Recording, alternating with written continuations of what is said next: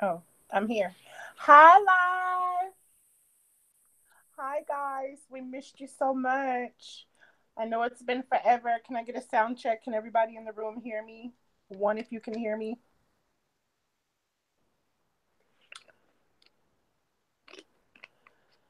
Anyway, so I'll start from the top and say my highs to everybody. Can you guys hear me on the panel? Yes. Yes. I could hear. Mama J is all the way in another room, and all I hear her say is "Hi, live." Hi, Mama J said hi, everybody. So starting from the top, hi Joy, hi Carrie, hi Mary, hi Purple, hi Alicia, hi Carissa, hi Melisha. Is everybody's name rhyming today? Hi Soup, hi Heather, hi Keith, hi China, hi Nicole, hi Jules, hi Joanna, hi Stacy, hi MOB, hi Mimi, hi British, hi Heather, hi Keith again, hi Robin, hi Bernadette, hi Dime, hi Madam, hi Robert, hi Kenya, hi Nurse, hi Kaylee, hi Monica, hi Henry, Philadelphia in that thing, Tasha, Lenore, Kim, Cheryl, hi guys. So, um, hi Jules, hi Carmela. Okay, so panel, are you guys there? Would you guys like to say hi? Hello. Hi, everyone. So we have been off the line for a few days. Of course, in the process of us being offline, the um, oh wait, there's people. Is anyone talking? They can't hear us. Can you guys hear us? Do we have sound?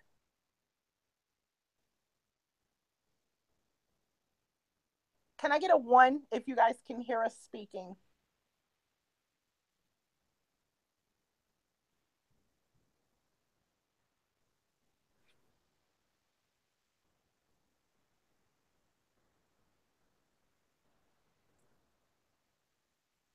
Okay, perfect. So that's enough ones. So unfortunately, for those that can't hear, can you please tell them to try to go out and come back or to refresh their pages? I don't know why they can't pick up our audio.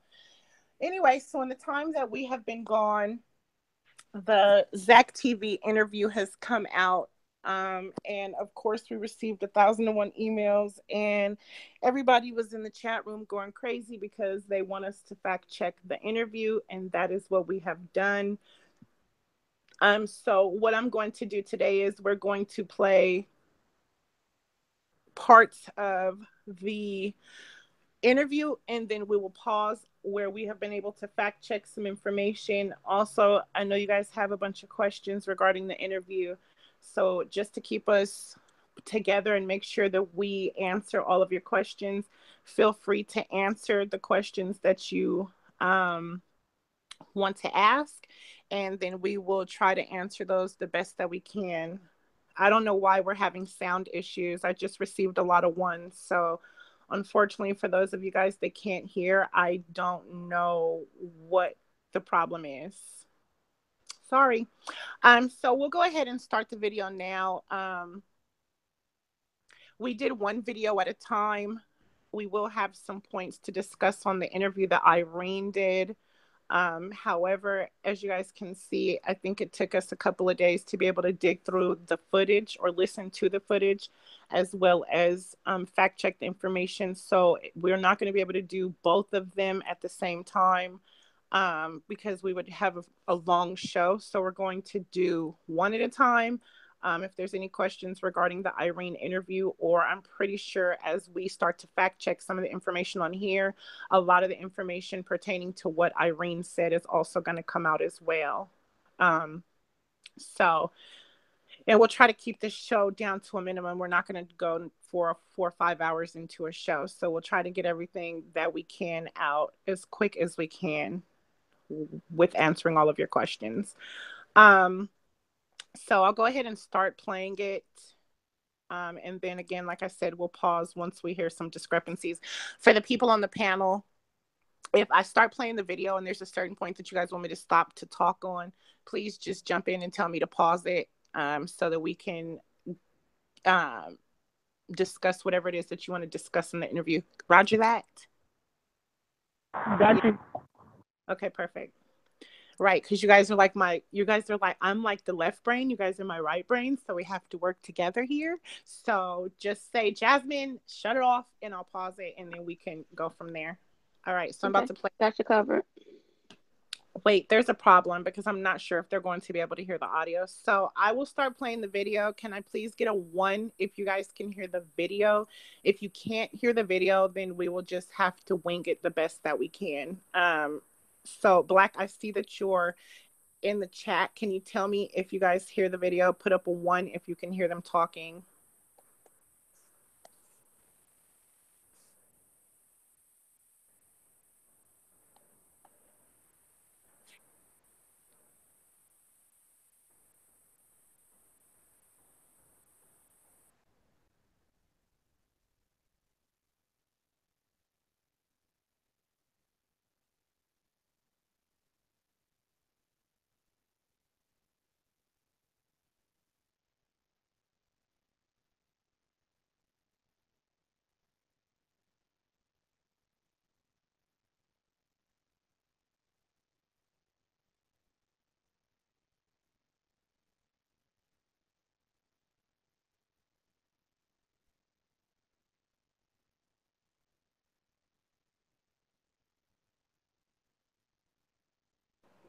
So that's on the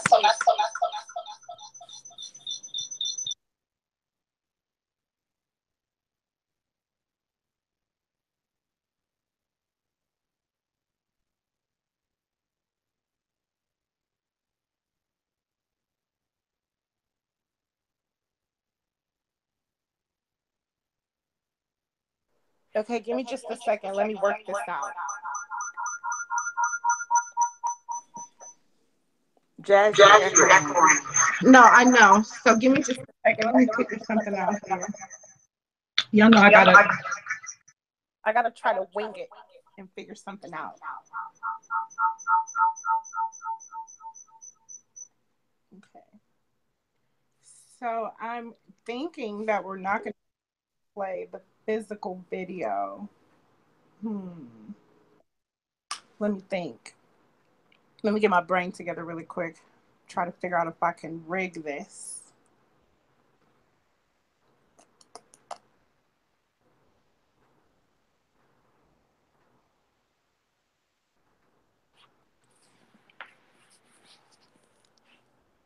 Did somebody say Mary Lamb? Oh, hold on, guys. Give me just a second. Panel, if you guys can't, is there any way that you guys can check it so that you can respond to me quick enough to tell me if you can hear it when I play it? Is there any way somebody can open up Yeah, another? I'll do it. I'll do it. Just give me, yeah, I'm about to do it right now. Okay. I'll be right back.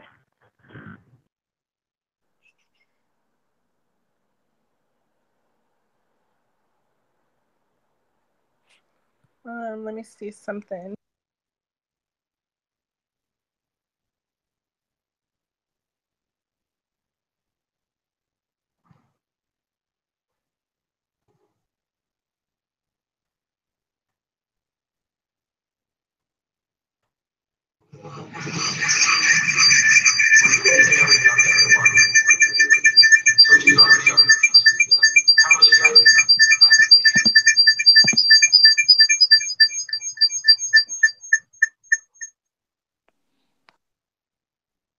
Did that echo for you guys?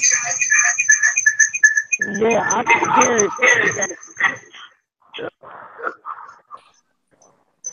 I have no idea where it's going on.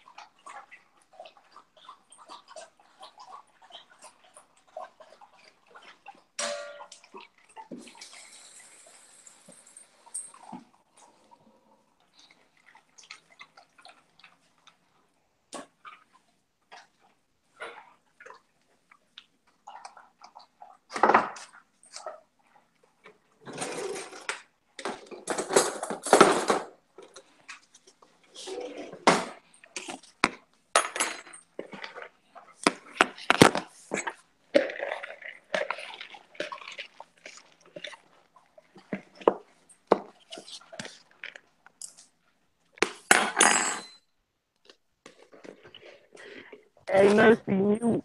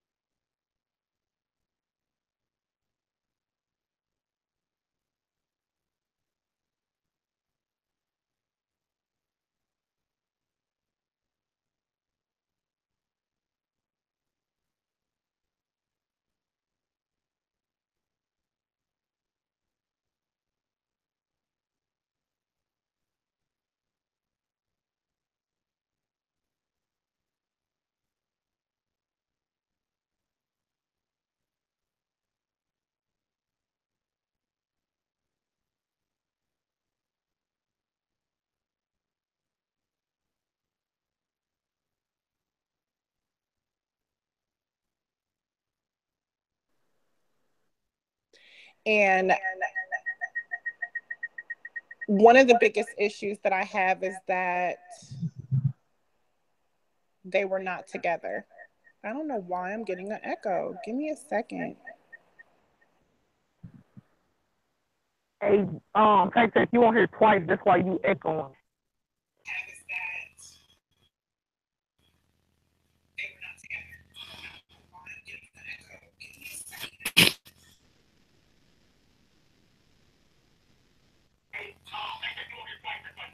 Jazz, you may have to disconnect the phone part. You can't be on here twice, I don't think. Yeah, that's why she echoing.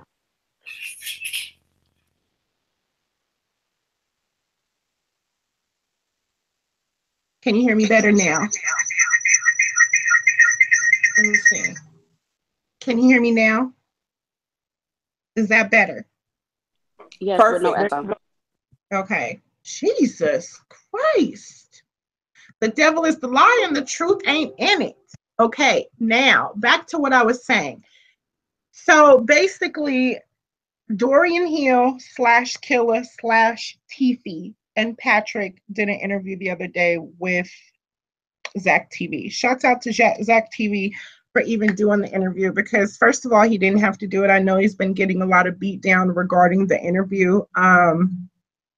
I personally don't think that he deserves beat down. I think that it's a great thing that he was able to sit down because I'm going to tell you something. The reality of it is, with all of the discrepancies that were discussed in this interview, I feel like this is the perfect reason to get the case open. And this is the perfect evidence to have to be able to argue the reasons on what the police did incorrectly, what they did not investigate, and just to be able to bust these people out on their lies. They lied about so many different things, you guys, on so many different levels. One of the first things is within the first 30 minutes of the video, ZackTV asked Patrick and Dorian / Killer. So you guys please remember that name. Killer's name is Tiffy. He goes by Killer. He goes by Tiffy, and his real name is Dorian Hill. They asked these individuals what time did they arrive at the party. And panel, this is where I'm going to need you guys to jump in and really help me here because I don't have it on the top of my head. But per the video, per the interview with ZackTV, what was you guys remember the exact time they stated that they arrived? I believe it was 12:30. 12:30, between 1:30. Okay, so what we did basically was we took their story and we basically fact checked it up against their police narrative as well as the footage. So we were able to pull up some information. I hope that you guys can all see my screen. For everybody that's in the chat, can you guys see the screen and the document that I have up? I hope that you can. So if you're looking at the same screen that I'm looking at and you're looking at the document, based off of the narrative that they provided to the police, they actually arrived at the hotel. They told the hotel that they arrived between 1 and 1:30. Based off of us being able to run it concurrent with the narrative that they gave ZackTV, they actually didn't. They arrived about an hour after or an hour before that. They're shown on camera coming through the door around 12:30. So the issue wasn't really what time they arrived. I think one of the biggest issues was the fact that these two individuals did not even arrive at the party together. Dorian Hill came to the party with the individual by the name of Neff, Little Ty, and Mike. And Patrick came to the party with Big Ty, which we know as Ty Rowland, and a man by the name of Damon. Patrick arrived at the party at between 12:30 and 1:30, and Dorian arrived at the party between 1 and 1:30. So these two individuals did not arrive at this party together.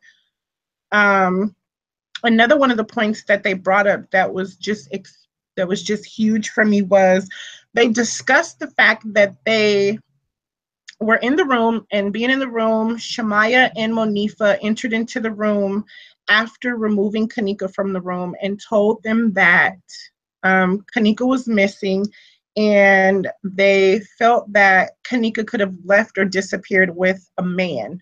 Well, my first issue with that is, why would you be okay with her disappearing with a man, or why would anybody think,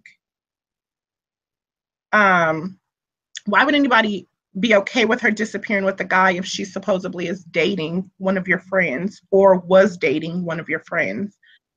That just didn't seem too right to me. So based off of the person that they're speaking on, there's an individual by the name of Jermaine Trey. Jermaine Trey is Patrick and Killa's friend, which is an individual that Kenneka was dating. On the 19th, Jermaine Trey was released from jail. So the individual that they're referring to when they say their friend who just got out of jail is actually Jermaine. So in the process of all of this information that they're spewing out of their mouth, they bring up the fact that they went down to the lobby to talk to somebody at the front desk, and this was between 3 and 4 o'clock in the morning. So I thought that was the most important thing. So we took that time and we ran a fact check on it, and I'll kind of break it down for you guys. So everybody jumped on their bandwagon. I went to ZackTV's site, and all I did was leave a very simple comment, and I said, I don't understand why anybody would be okay with their friend disappearing, and people were so okay with it that they started to leave the hotel. Nobody stuck around to look for her.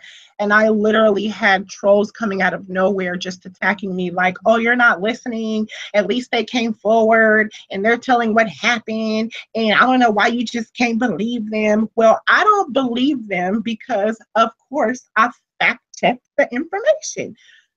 So upon fact checking the information, I'm not looking at the chat. So panel, can you guys please keep an eye on the chat? If there's any questions or anybody has anything, can you guys please notify and let me know because I won't be able to see it. So thank you, Boo. So this is something that me and my panel have been working on. We're basically putting together a huge file to be able to send off to press, the attorneys, and whoever else we feel is going to need it, FBI, whoever. I'm still in the process of trying to build it and put it together. So I'm going to zoom past some of it, and we'll save the rest of the findings for a later day. But I'm going to go ahead and get to the point about Mr. Killa and Mr. Patrick here.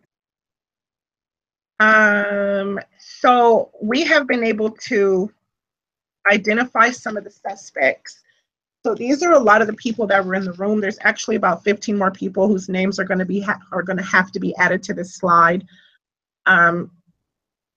These are just the main people that we were able to identify without having to do a huge investigation on them. These are just the simple players. And we were able to identify those people by faces or Facebook pages. So 1, 2, 3 from the top, that's Mr. Killer. Down at the bottom, fourth one on the bottom is Patrick, for those of you guys who are aware of the interview. So again, we show Mr. Killer coming through the door on video. And again, this is not video that we've taken off of YouTube. This is information that we have dug straight from Rosemont's site. And their footage, raw footage. So we show them coming through the door, arriving at the party at 12:33. Again, he does not come through the door with Patrick at all. He is with three other individuals. So if you look right here, here's the first individual in the all black. Behind him is an individual in a white beanie. Then we were able to pick up another portion of them coming through the door where the white beanie guy is zoomed in closer. And then we have a third individual or fourth individual who came in with them. So again, they came to the door at 12:33. Now, they said that between 3 and 4 o'clock, they were down in the lobby and there was an altercation. This is what they said. This is not what I said. This isn't what Zach said. This is what they told Zach. They came to the door between 3 and 4 a.m. So I analyzed the footage today. Like, okay, let me see what I see. So between 3 and 4 o'clock at 3:01, there's 2 individuals sitting in the lobby. Actually, there's 3 individuals sitting in the lobby. There's somebody sitting right here in like a black hoodie. There's a young lady that's sitting over here, and she's sitting with one of the guys that came through the door, which is right here, that came to the door with Killer. This is at 3 o'clock. So 3:01, I don't see anybody at the front desk. 3:03, I see another gush of people come. There's nobody at the front desk. 3:04, nobody at the front desk. We still have the individual in the Adidas outfit that came through the door with Killer. There's nobody at the front desk. Again, 3:26, there is nobody at the front desk. At 3:31, Abriana comes through the door.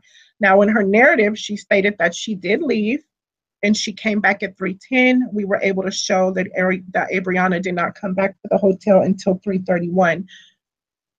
She has a phone in her hand. It doesn't look like anybody called her to tell her that Kenneka had been missing. Mind you, at this time, Kenneka has been missing since 2 a.m. 3:31 again, there's nobody at the front desk. By 3:26, Kenneka is already downstairs roaming. So we have her on a slideshow or a picture at 3:26 and another one at 3:29. In the process of her roaming, 3:52 comes, there's still a gush of people going through the door. We see Monifa walking out of the door with a group of guys. I do not see Killer. I do not see Patrick. 3:52, there is another gush of individuals coming out of the party. Nobody stops at the front. 3:53, there's another gush of individuals. Nobody stops at the front. 3:55, I see Monifa and Shamaya walking through the lobby. Again, they do not stop at the front.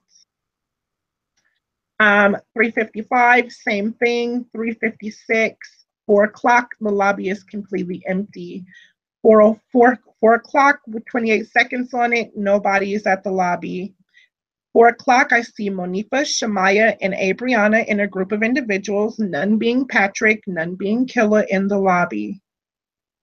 Nobody stops at the desk. At 4:19, I do see Ty, Patrick, Shamaya, Abriana, and I missed somebody. I see Shamaya, Abriana, Monifa, and Ty, and Patrick all in the lobby. They do walk up to the counter very briefly. There's no altercations. There's no huge interactions. I honestly believe that they were comping a ticket. I do not believe that they were at the desk asking about Kenneka. At 4:24, and between 4:24 and 4:59, there's a couple of spouts where you see Monifa and Shamaya. I do not see Patrick or Killer excuse me, I don't see killer anywhere in the lobby. So I think one of my biggest concerns was it wasn't so much not believing Patrick. I'll close this down and get back to it in just a second so that I can see the chat. It's not so much as not believing Patrick. I think one of the biggest issues is I don't believe Killer. I believe that Mr. Killer is involved in the worst way. And the reason I say that is because when he was sitting on that couch, it almost felt like he was just riding the waves with Mr. Patrick. Like Mr. Patrick was on there to give his opinion or tell his side of the story.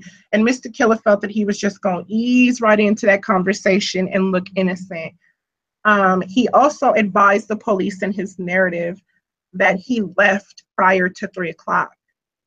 So I would assume anywhere between 2:30 and 3 o'clock, he advised the police that he had left and was already in Chicago.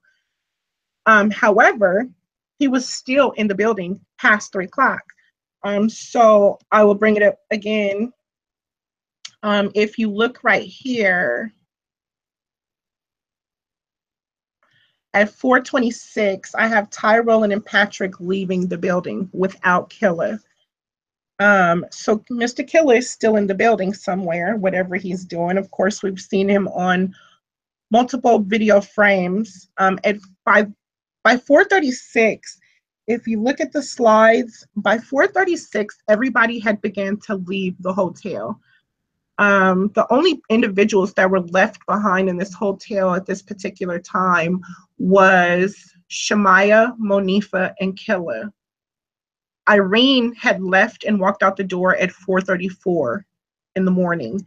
And this particular slide right here shows Irene walking out the door. Irene never returns. So the party basically had completely wound down by between 4 and 4:30. However, loving, caring Mr. Killer is still in the building. So we do see on the video somewhere where he exits the building at 4:34, but he turns around and comes back at 4:38, and he's never seen leaving the building, at least from the front entrance so far. Now, we haven't been able to run the back just yet. We will go ahead and do that part of the investigation as well. However, today we won't be discussing the back door portion, but as for the front door, he is seen going out of the front door at 4:35 and returning back through the door at 4:38. By 4:32, he is downstairs where Kenneka was seen. Now, another issue that I had with him was on the video, he stated that he had never went down to the basement area. Him and Patrick actually stated that they had never went down to the basement area. However, they're seen on 2 pieces of footage downstairs in the lower lobby. Again, Killer was down in the lower lobby at 4:34, as well as Patrick and Ty were down in the lower level with Monifa and Shamaya.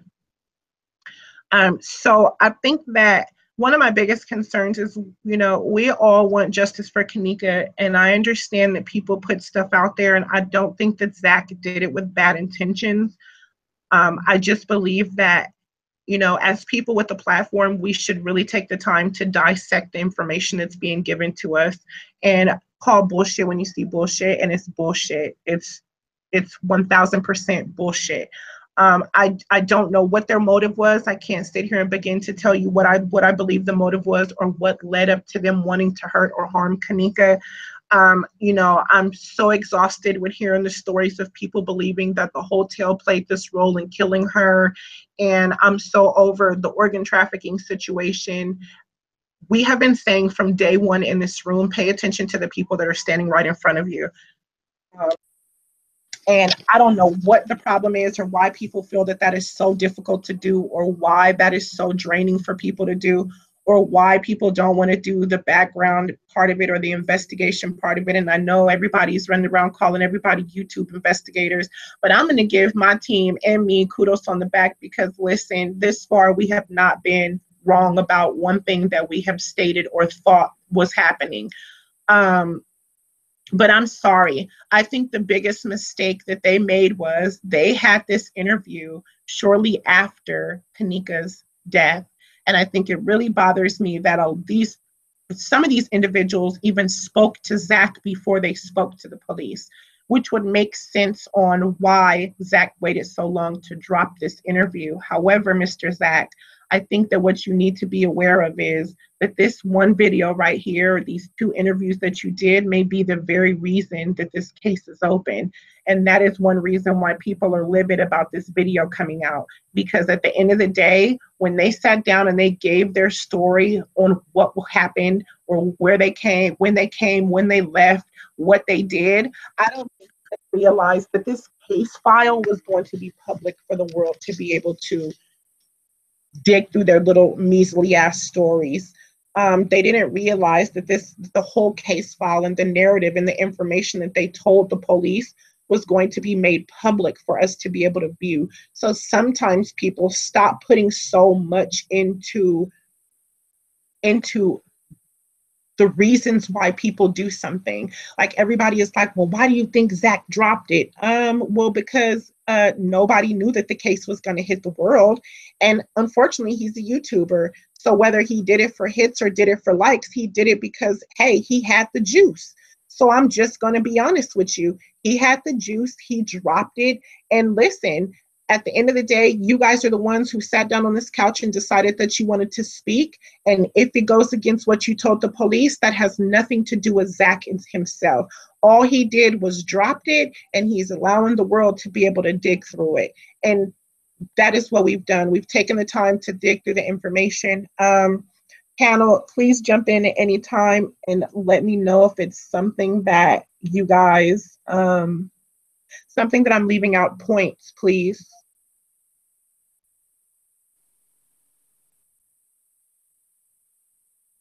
Are you guys there? Yes. Yes, we're here. You guys have any points regarding some of the debunking of the video?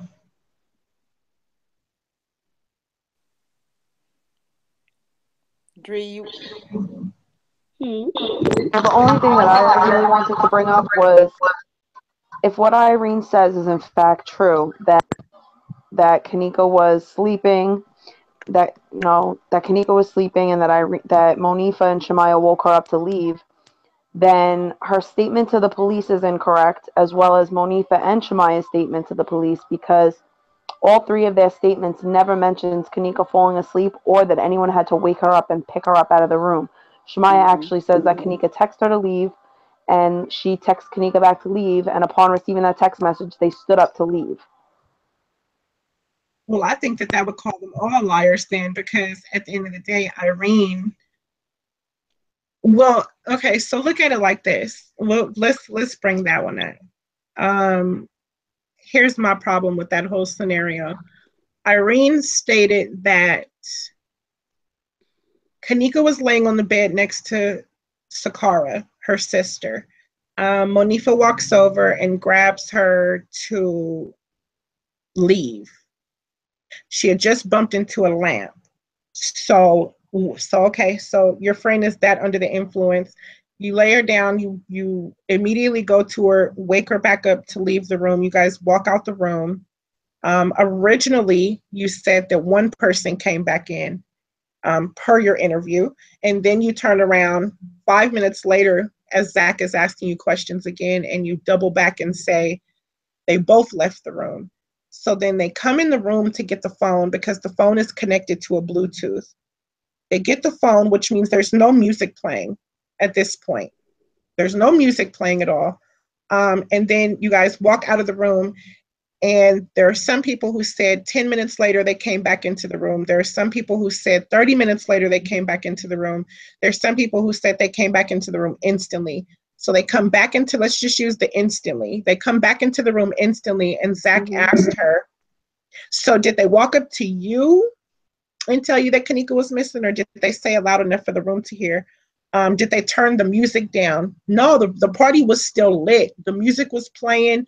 What music was playing if the music was playing off of Kenneka's phone? So that's my first issue. Second issue is, didn't Kenneka bring the Bluetooth speaker? So why didn't they take the phone and the Bluetooth speaker? Because in the narrative, it says that Kenneka stopped to pick up a Bluetooth speaker. So, okay, you guys don't take the speaker. You walk out the door and you leave, and then that's that. So my question to Irene would be, if she was sleeping, you knew that she was that under the influence, why would you even let them take your friend out of the room? Mm-hmm.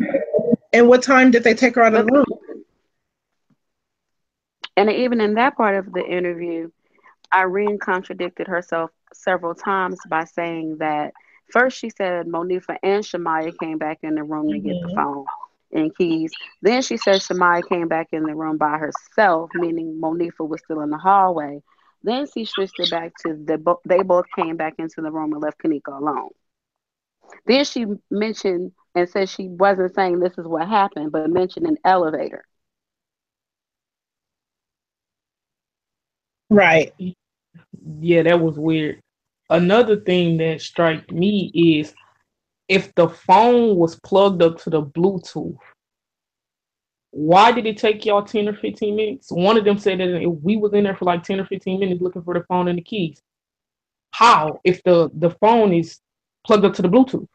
I didn't understand it. And who would just leave their keys laying around in a room full of people? Nobody does that. And one other thing, if Shamaya said that Kenneka texted them that she was ready to go, how did she text them? I thought the phone was with Irene playing the music on the Bluetooth. So even if she texted them and she responded, because the text messages show that she did text them, and then someone responded, probably about 30 minutes later or 20 or 30 minutes later, she would have had to have the phone to see the response, correct? So that's another discrepancy. The problem I'm having, and I'm just going to say it, in looking at the narratives, there are too many stories and there are too many lies. And then when Irene dropped this video, none of it is matching. None of it is making sense. Because initially she did say just Maya came back in her room. Then they both came back in her room. And then they were just gone for 30 seconds. She said, it was quick. Well, I couldn't tell, but it was. And she told them to go look for her. Then they came back after that and said, we can't find her. So saying all that, that's your friend. They can't find her. Why did you all book and leave the hotel without seeing them again or talking to them or finding out, texting them and saying, did y'all find her before we leave? Do you all need help? Do you see what I'm saying? Well, Misty, I think that's what bothers me the most. Okay, let's go back to what we just said last night offline. First of all, your friend comes up missing, and your response is, I thought she left with a nigga. I thought she left with a man. Okay. But you look around the room and you see that everybody's accounted for. You didn't panic? Your exact words were that this is a type of we all hang out together. So all of us know each other. We're all from the same neighborhood. Nobody said Kenneka's missing. Look around the room. Oh, Bobby's not here. Who's missing with her? Bobby. Or oh, hey, well, everybody's here, so she couldn't be with anybody. You mean to tell me she just walked out the room and just disappeared with some random ass man like that? It doesn't make sense. No matter how they put it. It doesn't make sense at all. And I'm sorry, you can't disappear. She popped her finger, like snapped it, like that. Like when you do that, you're telling me literally like blink of an eye. So within a blink of an eye, they walk out the door, they come back in, and blink of an eye, Kenneka's gone. Bullshit. There's no way. You know how long it takes for an elevator to come up to the 9th floor? Not a second. Right. And the elevator comment does kind of coincide with a previous live we did where the young man called in and said he was a brother of a friend of Irene's, and he was concerned and had a conversation, and Irene made a comment about or said that she was paid to get Kenneka there, and in her story at that time she mentioned an elevator closing on Kenneka's foot on the 3rd floor. Right, which would be the reason why she had the injury to Her her foot was foot. injured. But I Mm-hmm. think before it slips But my she mind, go ahead, honey. but she still lied because you said you didn't leave the room until you got ready to go. So which one is it? You either stayed in the room until you got ready to go, or you didn't. Like it's a lot of lies with them. It's just like Patrick and them, when they in they narrative they saying, oh well, Kenneka just couldn't handle her liquor. But how? If y'all drink every weekend, like if y'all turn up every weekend, I'm just not understanding how you know what I'm saying? And then they go Well, from an even interview, no, she wasn't chugging from the bottle, but in a narrative they say she was drinking out the bottle. Which one but is it? even on, but even on that end, they both interviews contradicted themselves because Zach asked Irene, how many times have you seen Kenneka like this? She said twice. Kenneka's birthday and my birthday. But when you go talk to the homies, Patrick and Killer, she does this. This is what she do. She turns up, she this is normal behavior. But that's not the way that Irene presented it, because for you to know somebody for 2 years and you've only seen them under the influence like that twice, then that's not a regular thing that she does. And, before it slips my mind, because I think it's the most important one, but Patrick and Killer, Zach asked them, when did they find out about Kenneka? And his response bothered me. He jumped in to answer the question, Patrick did, and he said, Saturday. And Killer jumped in and said, no, they called us on Sunday. And he jumped back in and said, no, the function was on Friday. We went through the Saturday, yeah. Then we all bounced. Midday Saturday, they called me and told me that they found Kenneka. Who called you on Saturday and told you that they found Kenneka? Because Kenneka's body wasn't even found until Sunday. So who called you? Who called you? Killer? Killer must have called you and told you that he put the body in the freezer on Saturday, and you're getting the story confused. Because I'm sorry, there's no way in the world. And he made sure to break down the days. Like, no, no. Like, he looked at him like, no, you might have got a call on Sunday. I didn't get a call on Sunday. My call came in on Saturday, midday is when I got a call. You can't confuse that. Not the way you just broke down those days. You were very clear when you said Saturday. Very clear. And then you had your third little friend in the back making sure that he co-signed or cleared up everything that you guys were saying.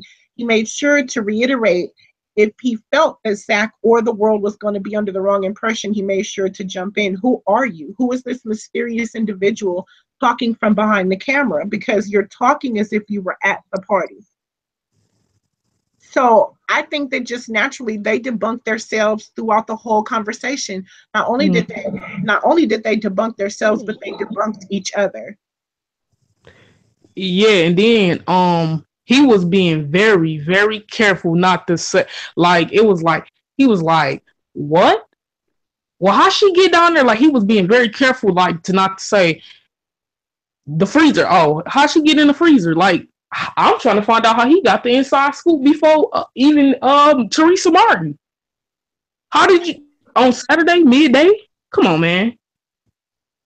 Their body language also told a lot. The folded arms, the not making eye contact, especially Irene. Irene did never make eye contact with the camera. She never looked at Zach. She was fidgety the entire time. Yeah, I agree. As well as Killer. One of the ways to determine if a person is guilty or lying through body language is they have to find a way to feel comfortable, and so generally they find something pacifying, like something to keep them distracted or busy. And if you watch the video with Killer, he keeps fidgeting with his ear, I think. Mm-hmm. So his body language stated guilt. The other thing that I think they made a point in this video, because first of all, everybody needs to remember the time frame. This is a week later. The autopsy had not been released. The video, the 36-hour video had not been released. The narratives, the police file had not been released. We had no names. And if you notice, the name that he gave was not the name of Killer. Also, that was also Killer's birthday party. He failed to mention that in the interview. Oh yeah, Irene and I had a birthday together. His birthday was September 5th. Irene's, I think, was September 6th. So that was Killer's, Tiffy's, Dorian's birthday party also. So he made sure to stay away from that. We would have never known it was his birthday, leaving it to just that interview.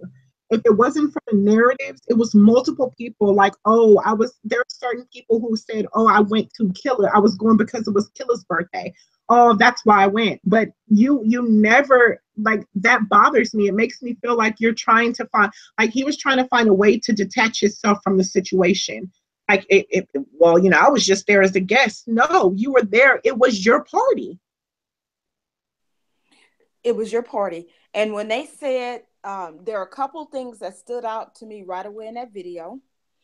When they said that they had never been to the basement is the lower level. And we know that they were running around in the lower level.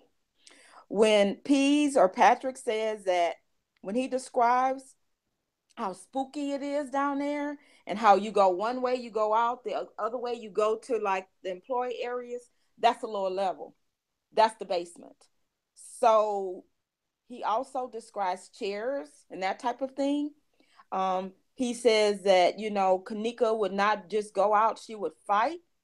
So everything that I'm not blaming them, but if you go back and listen to the interviews, to what they're both saying, and you know after the fact what happens, there are a lot of key signs.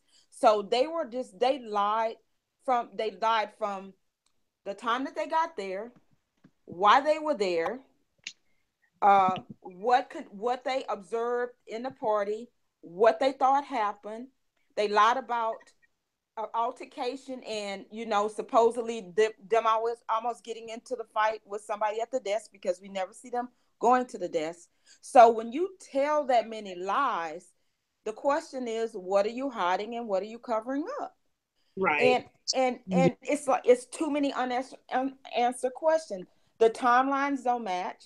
The timelines from the video and what they said in Zach's interview, from what they told the police, from what the footage says, the timelines do not match. I'm sorry, but they just don't. No. And I'm like you, Mercy, when he described those chairs, and I'm trying to find a picture of the chairs. That's stacked up. These are the chairs that he described, if everybody can see my screen. These are the chairs in the kitchen. The chairs How would you know about those chairs if you hadn't been in the kitchen? Correct. But you clearly said, did you go down to the basement? No, no, absolutely not. Absolutely not. But you turned around and described the chairs that are on Chandel Ave in the kitchen. So I'm not understanding. It's almost as if they caught themselves up way too many times, like way too many, and they tried to bounce off of each other. And it was almost like, when you allow for the most intelligent one to speak, which is Patrick, from out of everybody that we've listened to talk, all of their pages that we have reviewed and videos that we've listened to, he sounds like he's the most intelligent one. So of course you're going to sit back and allow him to speak, and you're going to ride and bounce off of him. But first of all, you can't even do an interview together because you didn't come together. You left at different times. So it's impossible for you to sit and back and bounce off of each other. And did you go down to the basement? Well, yeah, it's easy to say no when you didn't even know the footage was going to come out. Like Nurse, you just said, the 36 hours hadn't even dropped. There were the only videos at this time that were out were the live videos. That's it. They didn't realize that the videos, the narratives, everything they said, they didn't realize people were going to be able to pinpoint who was who when they were speaking in the narrative. So they were not prepared for any of this. They sat down and spoke with confidence because they didn't realize that all of this information was going to slap them in their face. Now, my biggest concern is, so I hope that there's a police officer or a detective sitting back that was waiting for this interview to drop to listen to it. I pray to God that they did, because if they don't think that this is information to get a case back open, then they're crazy. And my biggest concern is just going through the narratives and documenting all of the narratives. They literally interviewed everybody one time. They never cross-referenced. They never, oh, well, this person said that they came with Ty and Damon, but then you have a totally different person who said that they came with Ty and Damon, but none of your, so who came with who arrived when? And I completely get it. Listen, I'm not going to beat them down about certain times that they give, because listen, I can't remember certain times like that either. You can ask me, what time did you leave LA yesterday? And I might say, oh, I think it was around 6:30, 7 o'clock, but I really left about 6:15. But when you start getting days and situations and locations incorrect, you're blatantly lying. Did you go down to the basement? No. Okay, but there's 2 different videos of you down in the basement. Every time you see Kenneka, you see you. And you're not looking. I don't see anybody looking for anything. I see people moseying around. So it's, it's very hard. It's very frustrating when people are not paying attention to details, and we just instantly jump into wanting to debunk somebody or prove people wrong without looking at the facts that are in front of you. Nobody is trying to make these people be guilty, by no means necessary. Like, a couple of people on my panel say all the time, if Teresa came out tomorrow and said, if they all came out tomorrow and it was 1000% proven that they did not have there was no type of foul play with Kenneka, my panel and me, I can only speak for my channel, we would walk away from the case, because it is what it is. But when you are giving out information and you are doing interviews and you are providing time frames and specific dates and locations, and it's just not adding up, it just doesn't add up. And it feels like the police tried to make it fit, and they were very laxed on the case because they knew the more they dug, the more they were going to find inconsistencies. We are not professionals. There is nobody on this phone who is an investigator, a private investigator, a crime scene investigator, and we are looking at it with our own naked eye, and we are able to see the inconsistencies in everything that they're saying. So I just don't understand. Or maybe, the only thing I can assume is, well, maybe the police played their cards and they closed the case, because weren't we under the impression that Zach was contacted by the police department and told that he couldn't drop this video? I've never had that thought. Because I could have swore he came out with a video, and he made it seem as if somebody was telling him that he couldn't drop it yet due to an investigation. So he said he came out and said Irene, and I think he had some screenshots of Irene texting him talking about don't drop it. I don't remember what the specifics were, but he came out in the beginning and said that he wouldn't release the video until the case was closed, because Irene's family reached out to him and he was worried. I think that these kids, I think that they went into this interview, and I think that their goal was to just omit things. And when they realized that it was going to be too hard, that there was going to be too many gaps, then they just started to flat out lie. Okay, so somebody in the chat, I knew it was somebody that was in some type of leak, but it wasn't just a threat. It was somebody in the chat said that he stated that his attorney told him not to release it. So I knew it was somebody in the medical field. I mean, not the medical field. It was somebody in the legal area that gave him advice to not release it. And it's reasons like this, because one, let's just speak to the real of the situation. First of all, nobody from the streets is going to do an interview with a man that they don't know. And listen, like I said, shouts out to Zach. This is not to tear Zach down, by no means necessary, but there's a couple of things that he did in that interview that didn't sit right with me. The first thing is how do you know these people? Like, do you personally know them? Because now I don't follow Zach, but I do remember watching an interview or a video that he did where he stated that he was in another state and he received a phone call regarding the Kenneka Jenkins case and he was not going to jump on it. And then out of nowhere, he decided that he was going to go ahead and go back to Chicago so that he could try to reach out to these individuals and find them and see who it was that was involved. But the interview that you did is done 9 days in, 9 days in after Kenneka's dead, and you're sitting on this couch talking to these people and using names as if you know them. Like Irene says, well, yeah, something, something. I can't remember what she said, but she said, yeah, it was such and such and such and such and why. And he jumped in and said, oh, TY? We never knew that they called Ty TY. The only way that you would know that is if you personally know these people. So you were correcting her on the names or trying to get her to clarify the specific names. So why was involved or why was there and why did this? Oh, TY? Yeah, TY. Or when she said Shemaya, oh, my. So my did it. We've never known anything about Shemaya being called my. I haven't seen that on anything. If I brought them onto my page to interview them, those are like cute little nicknames. I would be calling them by their name. Shemaya, Monifa, and Irene, not, oh, Reen, oh, you mean, oh, my, oh, you mean such and such. It was too personal for me. And it was almost like he was guiding them through certain situations in the conversation.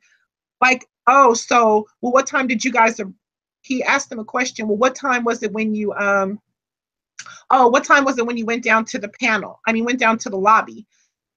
And he went to ask a question. He said, between 3 and 4, right? And they were, yeah, 3 and 4. Or, so how much did Kenneka drink? Well, she had a cup. She was drinking out the bottle too, though, right? Like, it's like you were trying to remind them of certain points to speak on. And none of the narratives had even come out yet for anybody to know anything about Kenneka drinking out of the bottle or specific times when they were down in the lobby. It was too many things that he knew ahead of time. And I'm not, by no means am I trying to involve Zach in this at all. I don't think I'm not trying to make it as if, oh, he was there, he knows. So please don't run with that narrative. But it was just, the conversation was too friendly. It was too friendly, too coerced.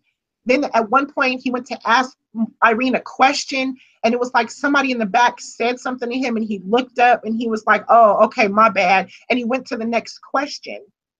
It was like a very coerced, very directed conversation. That's because Zach knows Irene's family. That's how Zach got the interview.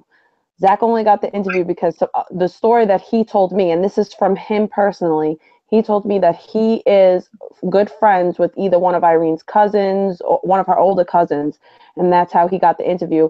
And supposedly that's why he didn't want to put it out, because he wanted to protect her. The interview comes off protected, and I can't, you had the conversation, I did not, so I'm not too familiar with the whole connection on how he knows people, but all I can say is it was too coerced. It was not enough directed. It was not enough questions for them to, what's the best way I want to put it, for them to leave gaps. It was like anytime they asked a question or they were getting ready to answer a question the correct way, it was like a fit. Like, how long did you guys sit down to discuss what? It was pre-rehearsed and they probably knew what he was going to ask them. He put the interview out, and he put the interview out on the pretense that he was trying to get answers and justice for Kenneka, when in reality, the interview was done to help Irene. That's all it was done for, was to help Irene and her peoples. And it was because of the threats that were going on at the time. And then when they realized it'd probably do more harm than good, that's why they shelved it for so long. This was never about getting answers. This was about trying to clear those people that were in the interview's name. And it failed horribly. Yeah, because I think, and again, I don't, I can't really say if the Kenneka family listens to our channel, but she has an uncle on Facebook, Jay Money, who, shouts out to him because he is, listen, he is out here trying to shut people down.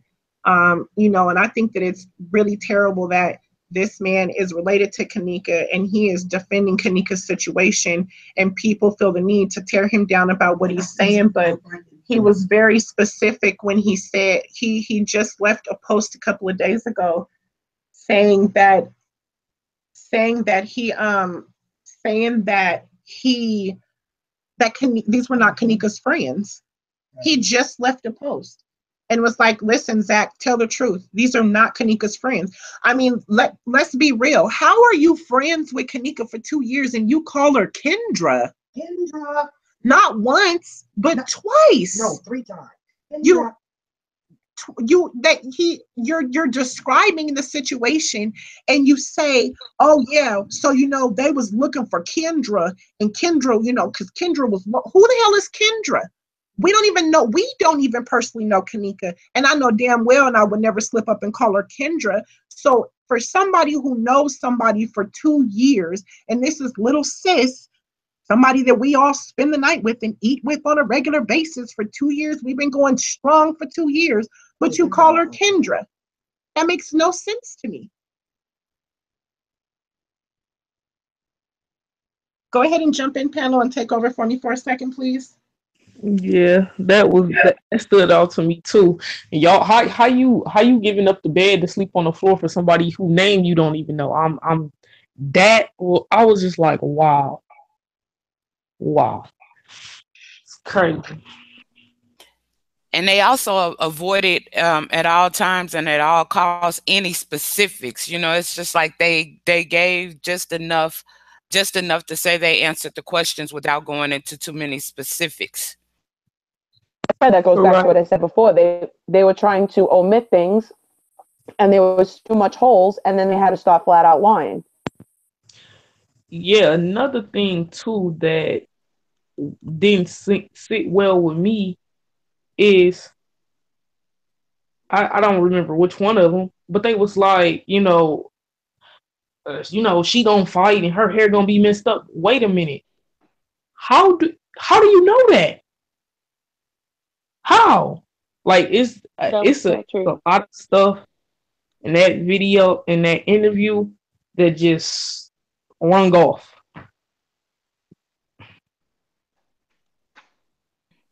The main thing is for me is that the narratives were taken pretty close to the time of the interview, and it wasn't like it was a long time off.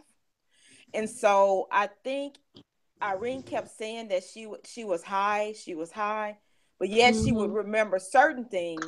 But then the other things, well, I'm not sure about how long, I'm not sure about the time. One thing that struck me, she said, well, first of all, let's just clear something up. She said she told the time she got there. That's not the time that she actually got there. She got there a little later. Right. And she said she did not. She said she never left the room, but she did leave the room. She left the room. She told the police she left the room to go get Swishers or something. So that's the first thing she did. She came, she left, she came back. And then she said that in the interview with Zach that she was in the room the whole time, but yet you can smell, she knew somehow that you can smell marijuana all up and down the hall. Now, yes, she may have just known that because they were smoking a lot, but that's like when you say something like that, did someone tell you that? I mean, I would have said, yeah, and when whoever left out the room, they said they could smell marijuana all up and down the hall, but she said it as if it was firsthand.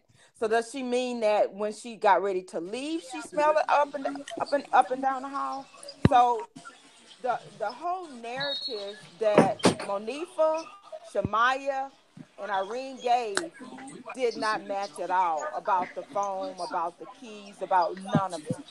And then we also have a problem with the time because Irene said they left a little bit after 2.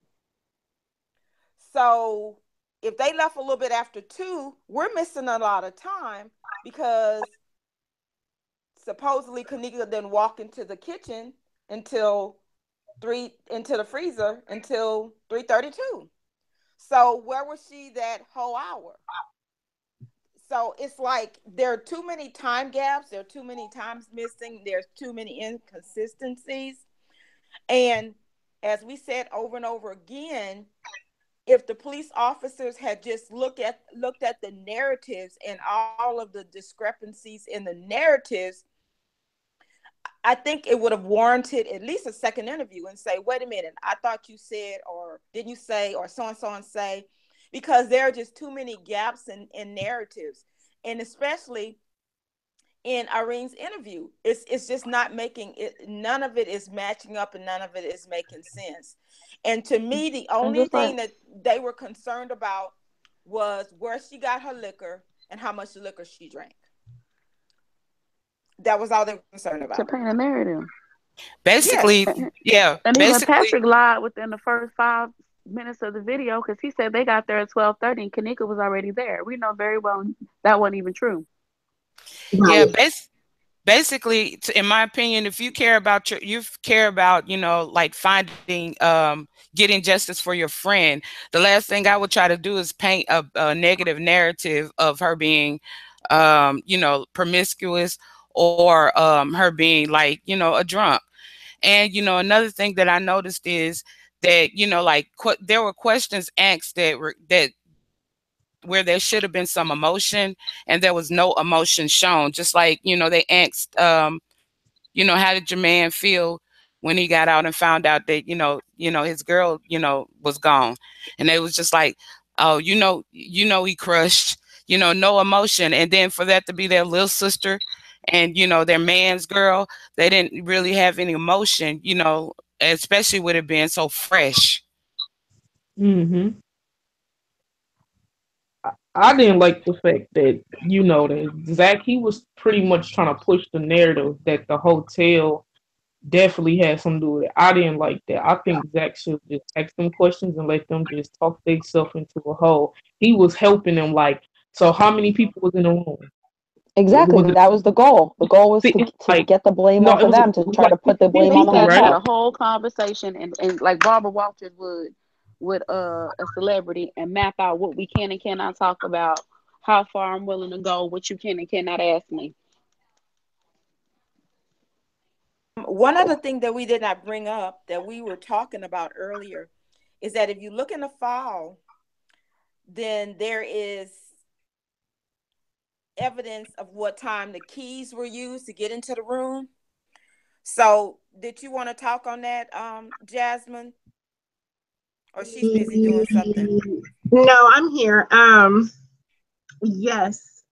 So I think one of the things that I'm trying to understand is, so there, from based off of the investigation of us digging into some more of the paperwork, we came across what is it, almost like a key receipt, basically, where it shows that there were 3 keys made for the room.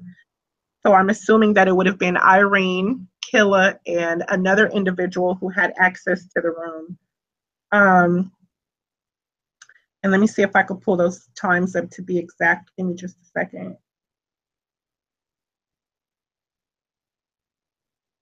This is Mel's part of the show. So there were 3 keys made. And it breaks down the times. It breaks down the time of when the key was used. And I believe that the earliest time that it shows the key being used would have been the first person entered the room on the 8th. So it was on the 8th. Let me analyze this time really quick. We have a 5:06 p.m. on the 8th. The key was used. That was housekeeping. There's a guest key that was used on 9/8/2007 at 2:51 a.m. So that was the earliest. 2017, you mean? Because you said 2007. Did I? Sorry. So actually, the earliest time was 2:23. So 2:23 a.m. on the 8th, somebody entered into that room. So I almost want to say,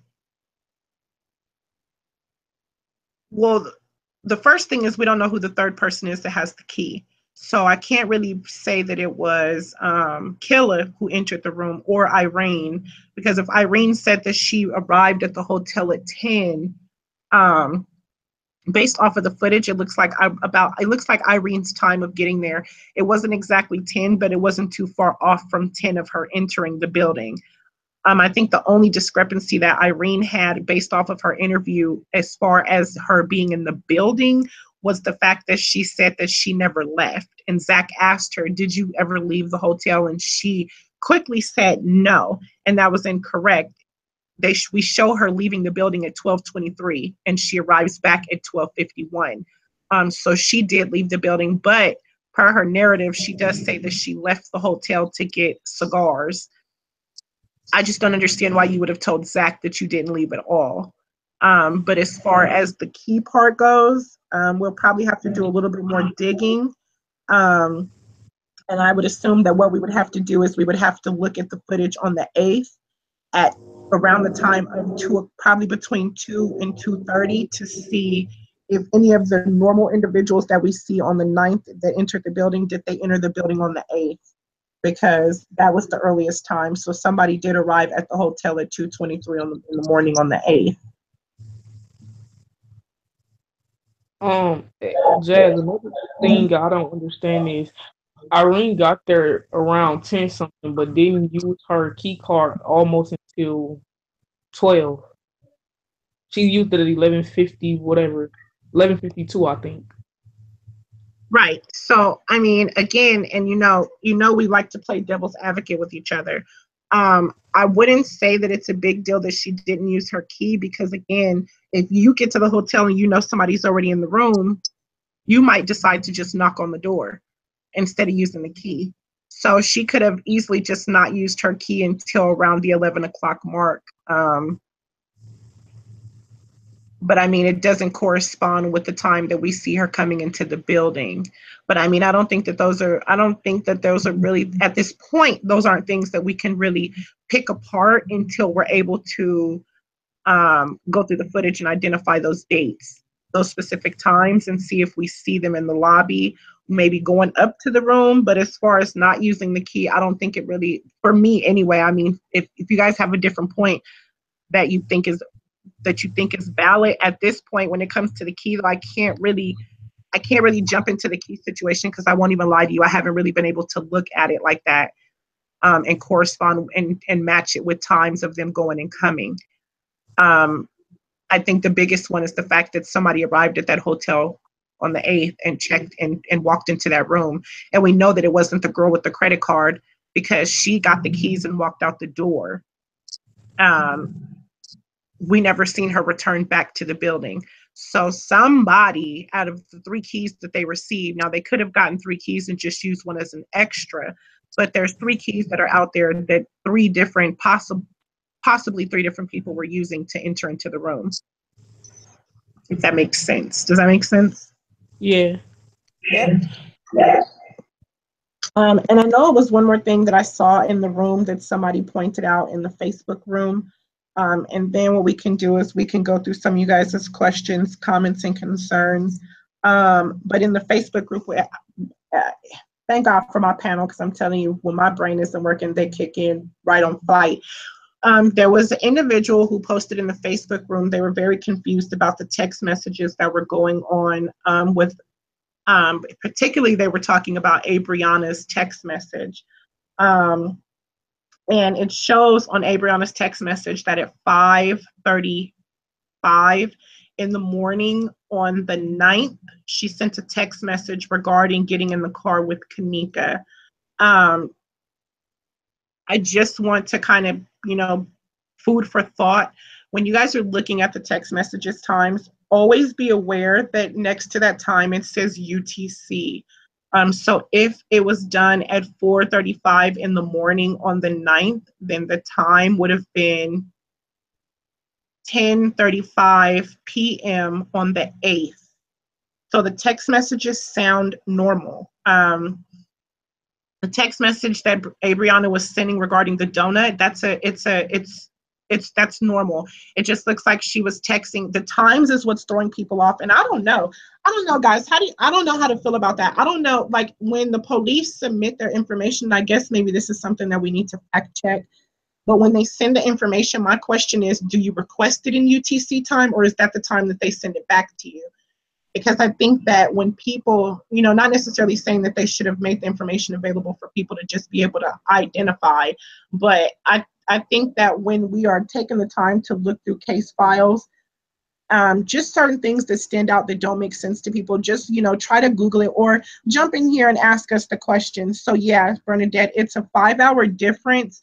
So because it happened at 4 something in the morning, the UTC time, I believe it was it 4 or 5, you guys?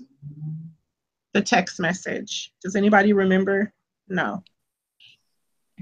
Let me see. I'll give you guys the exact time. Hold on just a second. Okay, so the exact time was Abriana sent a message on 9/9/435:53 a.m. UTC time. That time converted to UTC Chicago time would have made it 10:35 on the 8th. So that means that she was sending the text message before they were heading to the party. So if Kenneka didn't leave until 11:30 on the 8th, the text message was sent right before they went to get on the highway. If that makes sense to everybody in the room. Does that make sense, you guys?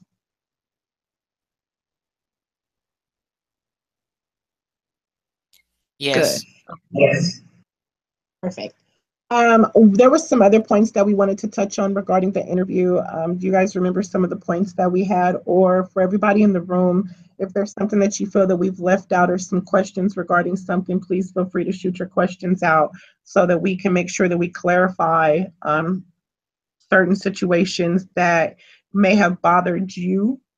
Because you guys know here on Fact Check TV, all we want to do is make sure that everybody is aligned. Because listen, the only way we're going to get justice for Kenneka is to make sure that we are all aligned and we are not digging and probing and picking and finding stuff that we ain't got no business finding. Lakeitha Smith said, "Who is Killer?" For those of you guys who just tuned in, you may hear us use the word killer. Killer is Tiffy. Tiffy is Dorian Hill, which is the individual who did the interview with ZackTV, the one that looks like he's missing teeth. I think that's why they call him Tiffy. That was so not funny. Oh God, that sounds so mean.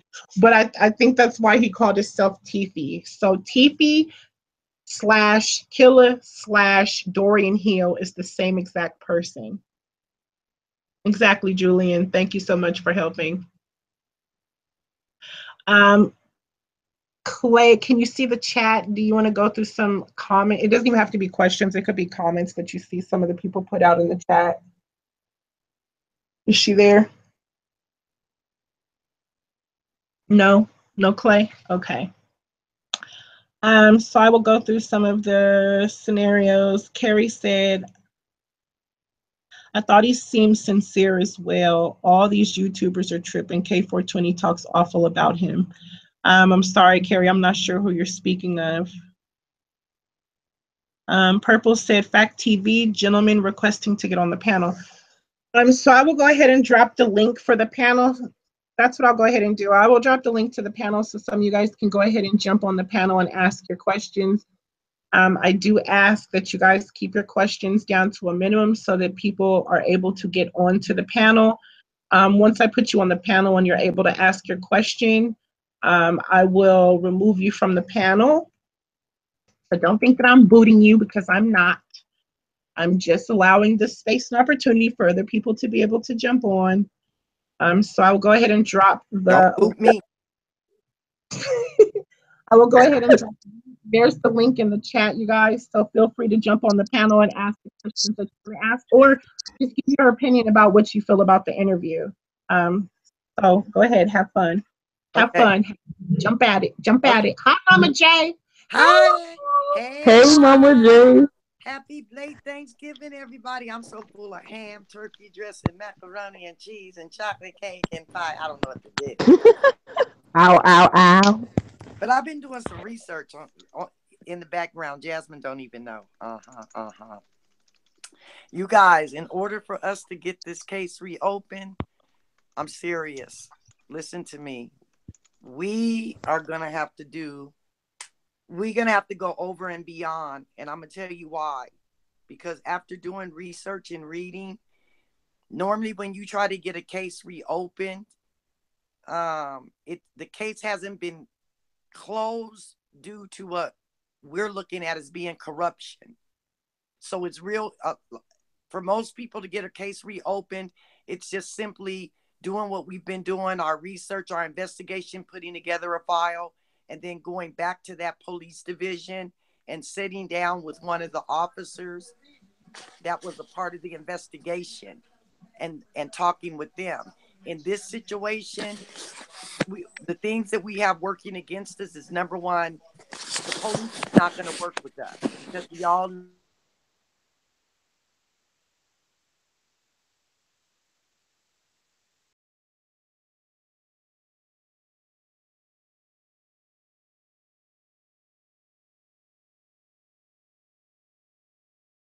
do is we have to put together a thorough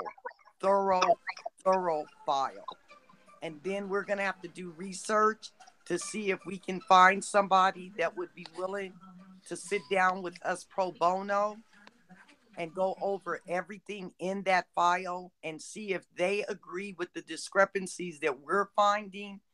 And if they can agree with us, then at that point, we would be able to get the case open, but we would have to go before the courts ourselves.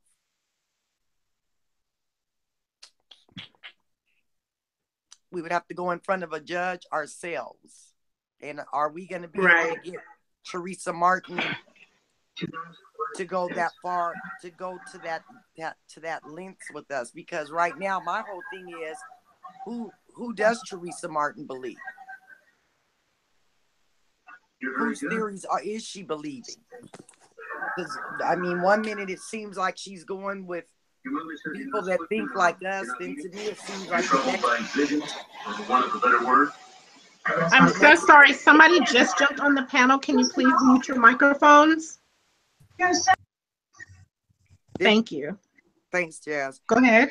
And then it seems kind of like the next moment, I don't know, because I'm not saying that she is, but at some points I just feel like she's more confused than the public is. Like, who is she? Like, what group of people is she not so much agreeing with, but she's wavering towards, as far as what we believe happened to Kenneka. Right. We know she's not going with Chosen. She made that apparent. But it's like, is she agreeing with what ZackTV did? Because to me, that was the most, I'm sorry, you guys. No, she's not. Her I have been able to speak to Kenneka's uncle, and no, they don't.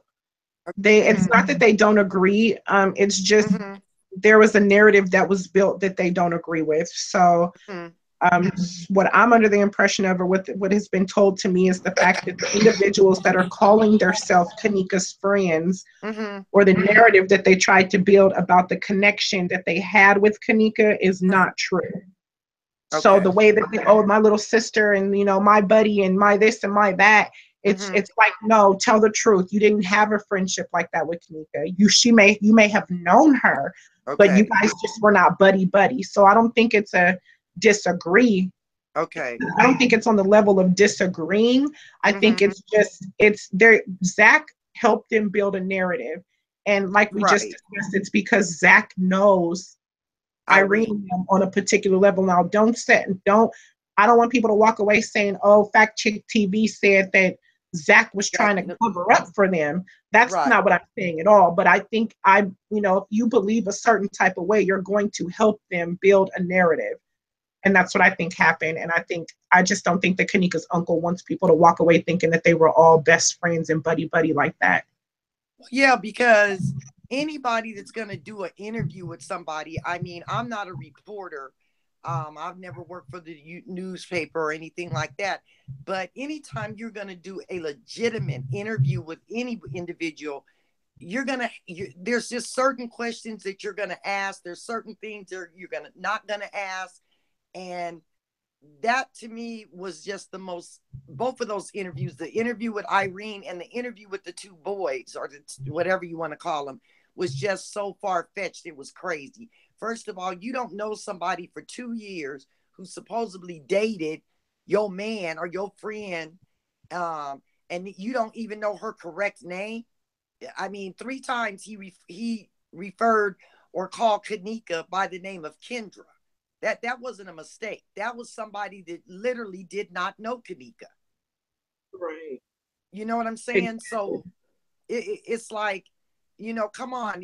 There's no finding any excuse for that type of behavior. It was like, and then who runs and does an interview with anybody? I don't care how long you've been knowing or what kind of friendship you have with that person. 9 times out of 10, when you're in the early stages of any investigation, one of the first things that the police tell you is that you're not to discuss this case with anyone. So they was doing interviews with ZackTV before the police had even did narratives with half the people that they were doing interviews with. Exactly. Let me get to some of the people on the panel. You do that, Batch. You do that. So I can get some of them off to clear the airway, because I see it's a bunch of people trying to jump on. So I see Joanna just jumped on the panel. Hi, honey. You have a comment, question, or concern? Your microphone's on mute, honey. We can't hear you, Joanna. Are you there? Joanna. Okay. I see we have Kelly on the panel. Hi, Kelly. Your microphone's on. Do you have a question or a comment or concern? Yes. Can you hear me? Yes. Yes. I've watched them talk about using kind of the excuse that she was drinking out of the bottle instead of just out of the cup, and every time we saw her in there, she just had the cup with a little bit of it in there. And if you think back, before they changed the alcohol blood content level of driving, it was 0.12. And if she was drinking out of the bottle, there's no way, regardless of the pill, there's no way that she would have 0.11. You're buzzed. You're not that staggering drunk. I know she had the pill in her, but I'm saying that they're using her drinking out of the bottle, I feel, as an excuse. I don't think that she was turning up the bottle. I agree. Because I think she would be narrative. I think that they tried to portray with her turning up the bottle, not that she was like just sitting with the bottle and drinking with it. They were taking turns passing the bottle and taking shots out of it. Well, see, but what she's saying, and I agree with her, and especially the liquor that she was drinking, which is Hennessy. If she was turning up a bottle of Hennessy to her mouth, there's absolutely no her alcohol level would have been much greater than it was. I mean, Hennessy is one of the worst dark liquors, and especially a female of Kenneka's size and body structure. There's absolutely no way that her liquor levels would have been as low as they were. By law, she was considered to be drunk, intoxicated to the level where they wouldn't want her behind the wheel of a car. But most people with that amount of liquor in them can get in a car and safely drive. Right. Well, let's just be honest. The reality of it is, so you're telling me that she got this drunk within an hour and a half? Exactly. No, yeah. I'm sorry. Let me rephrase that. She got there at 1:13. By 2 o'clock, she was missing. So 45 minutes, she was that drunk? There's no way. No way. And we've all been young. And, I had experience when I was 19, and we got pulled over. I had 2 wine coolers. That was it. 2 wine coolers, and I was .07. So that's my whole narrative on that. You know, about there's just no way, and that was in a length of time that I was .07 with just 2 wine coolers. So she's drinking straight liquor. That there's just no way. There's no way possible. That they're just using that as an excuse to get out of whatever, that she was that messed up. And let's also throw in there the fact that not only was she supposedly drinking straight liquor, she was supposedly chasing it with Red Bull. She was chasing it with Red Bull, which would have even intensified it even that much more. Exactly. Yeah, so I agree with you 100%. That never did set well with me, and I am a substance abuse counselor, and that just wasn't setting right with me at all from the beginning. Okay, well, that's just all I wanted to kind of comment on. Well, thank you. Thank you, guys. Hi, Blue. I see you jumped on the panel. You have a question, comment, or concern. What you want to tell us, Blue? We can't hear you. It's not on mute.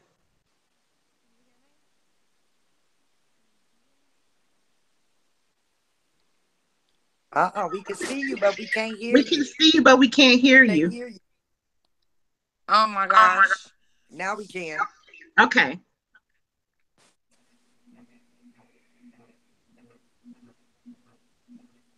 Are you there?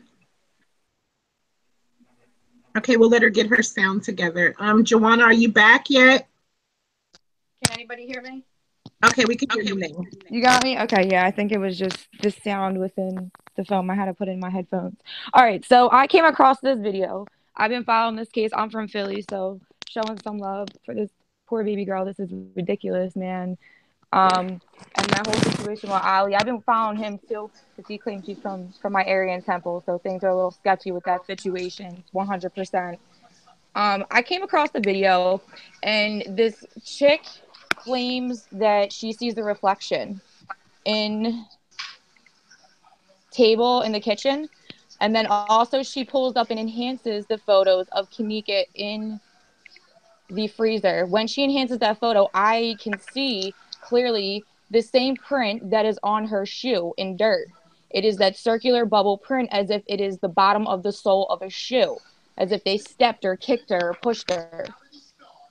So I want somebody to go in and actually look at this footage to see if they're seeing what I'm seeing. Because hold on real quick. Can I just say something? Because I have those exact sneakers. If this is a shoe print, then Can I debunk that real quick? Because I have those exact sneakers.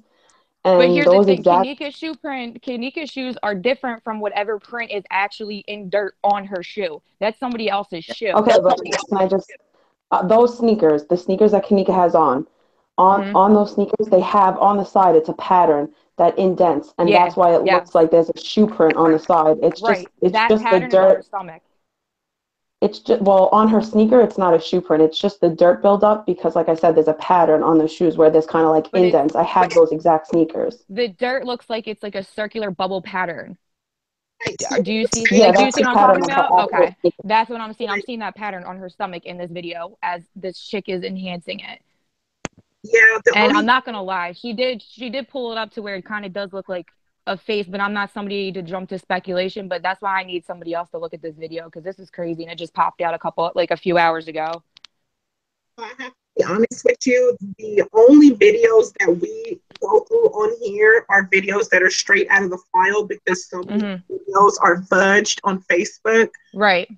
Try to push people away from looking at those videos because people add to them. Right, absolutely. Yeah, so as far as the pattern goes, I believe what Carissa's trying to say is that the pattern that you see on the shoe is a pattern that's in the shoe. So when you look at the pattern, it looks like a shoe pattern, but it's a pattern that's molded into the Jordan. Right. That's what I'm saying. As if somebody applied pressure and it was somebody else like pushing down on it. Like something with that pattern had to have made that dirt mark. You guys you're missing what she's saying. She's not saying that pattern is not. Can you hear me? Yes, someone is I'm- hold on.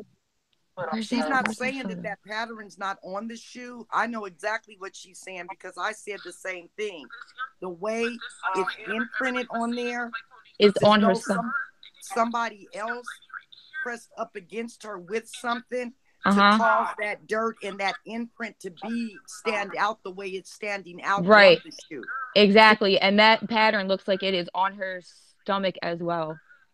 So Blue, this is what I want you to do. Can you I will have my moderators put our email address in the chat. And we can on the next show we'll go through some videos and pictures that people have. Yeah. Yeah. Can somebody check out that video to see what they see in that too? I have it on right now. I'm pulling it up, looking at it again.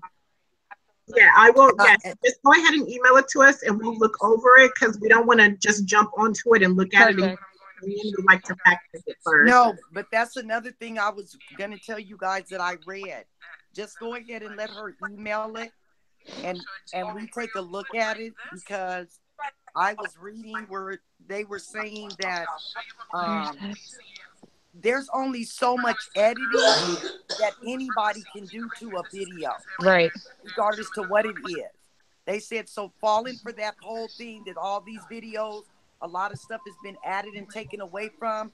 I was reading where they said that's how a lot of people get thrown off when they're doing investigating like this because it's little stuff.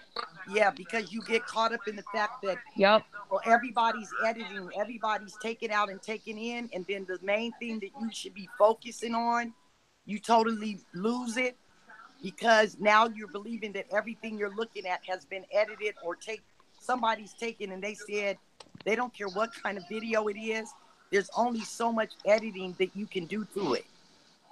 Absolutely agreed. We don't want to just say no because all we looked at is the pictures that were in the police file.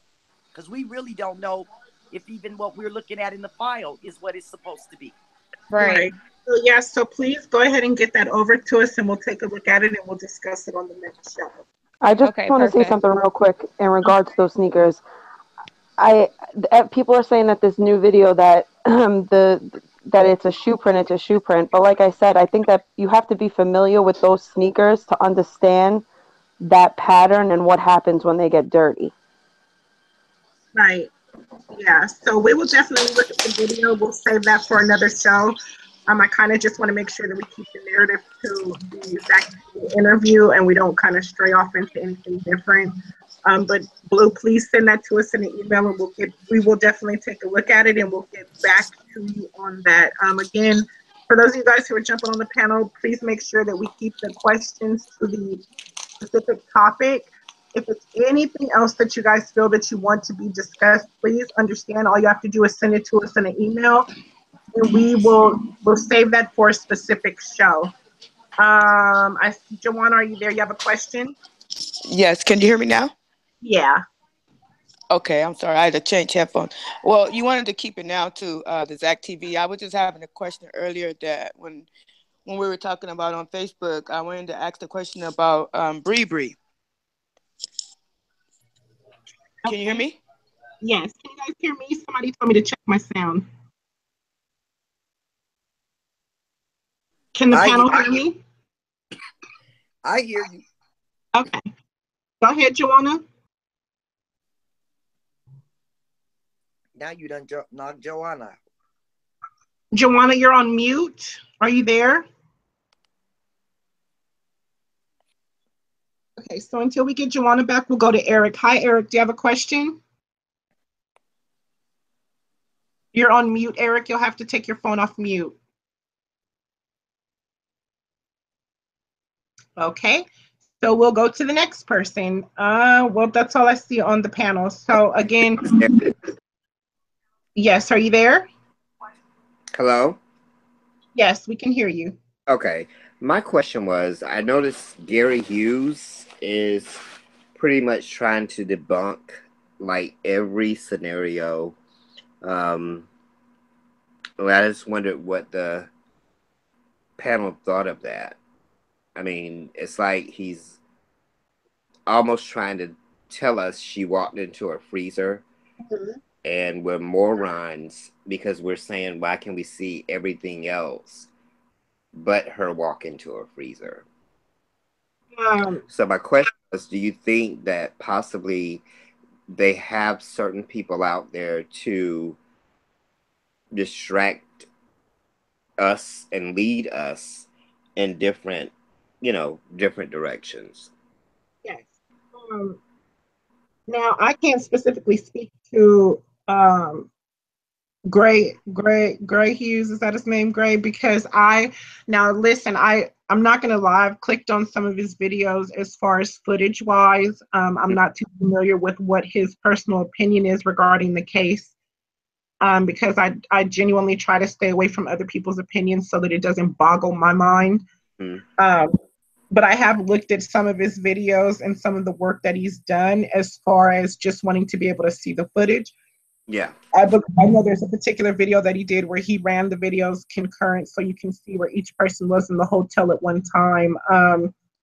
But as far as his opinion goes, has anybody else on the panel been able to take any time to really understand what Gray's opinion is? Yes, His I have. his Go ahead. opinion is basically we are speculating that it's a murder, but his videos are showing us that she walked into a freezer, and he's spending all this time, putting together all these videos, but he can't show us her walking into a freezer. So he's saying we're basically turning it into an issue where it's actually, just simple. We just don't want to accept, the fact. But it's not a fact. And I just feel as though he's debunking everyone that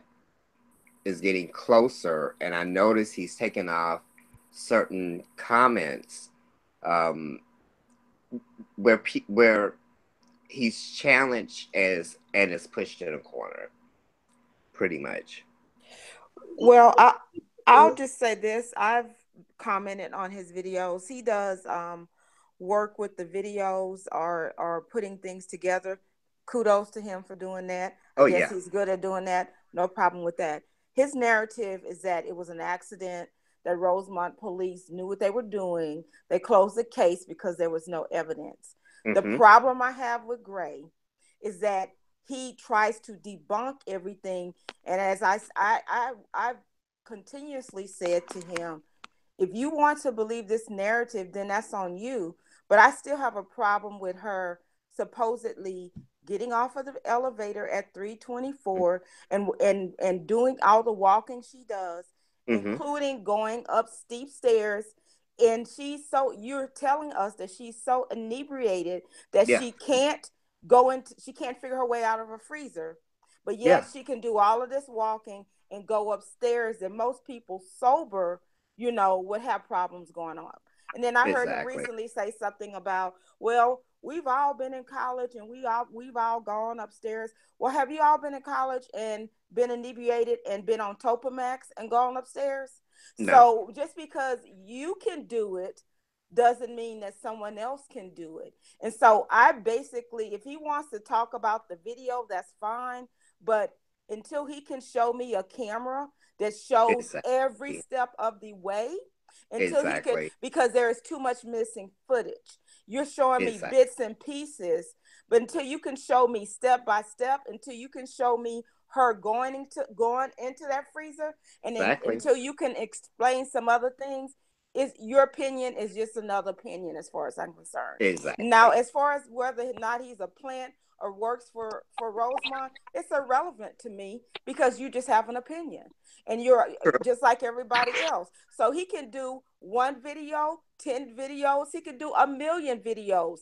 It's not going to change my mind until some of the questions are answered that we've asked, until someone can explain to me why they would close a case file when they've not even talked to everybody, and when they did not go back and re-interview people until somebody can explain to me why the autopsy does not have the things like the time of death, the body temperature that the system pathologist brought out. So he wants to talk about video, but he never wants to address some of these other things. He is good at debunking the other things about the security guard, and it could have been that. I don't really care about that. That's irrelevant, because the things that he debunked, those were never my views in the first place.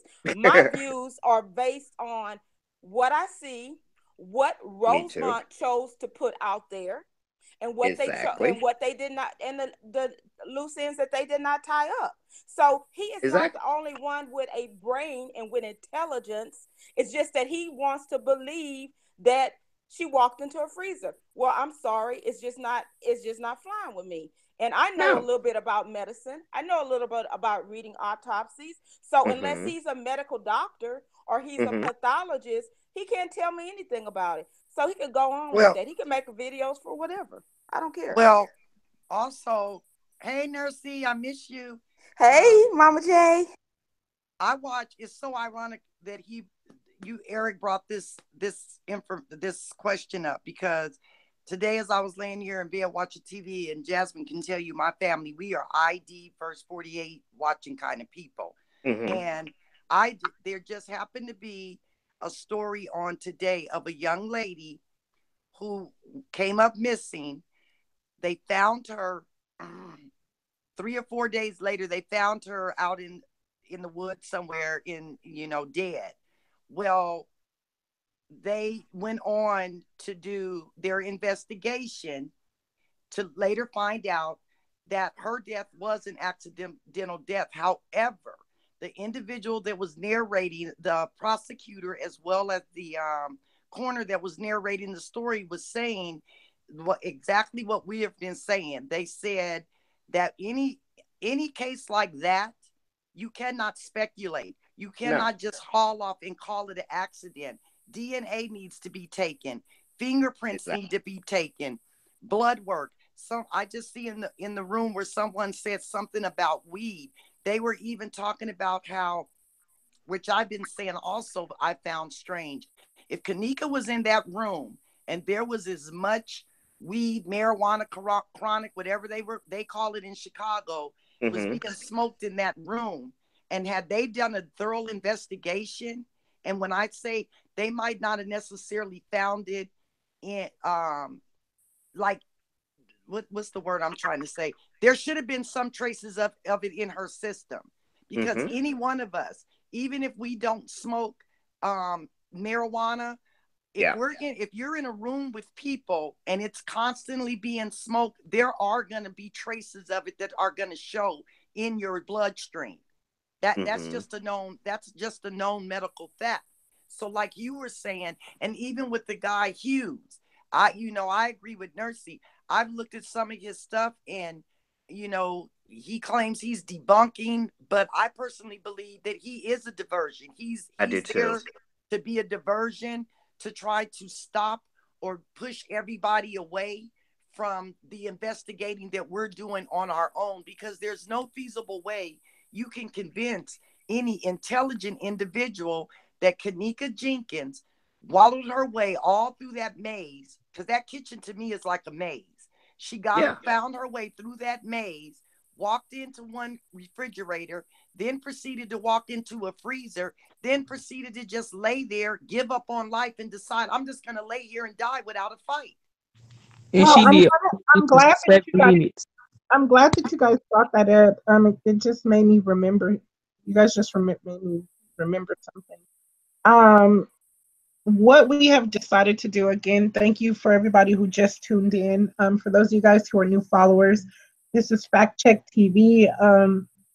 Basically what we do on this channel is we fact check everything, not necessarily per se a debunk people, but I feel that I have a very strong panel of people who we've taken the necessary steps to be able to just get down to the facts. So again, we don't really base our ideas or findings on anything on YouTube or social media.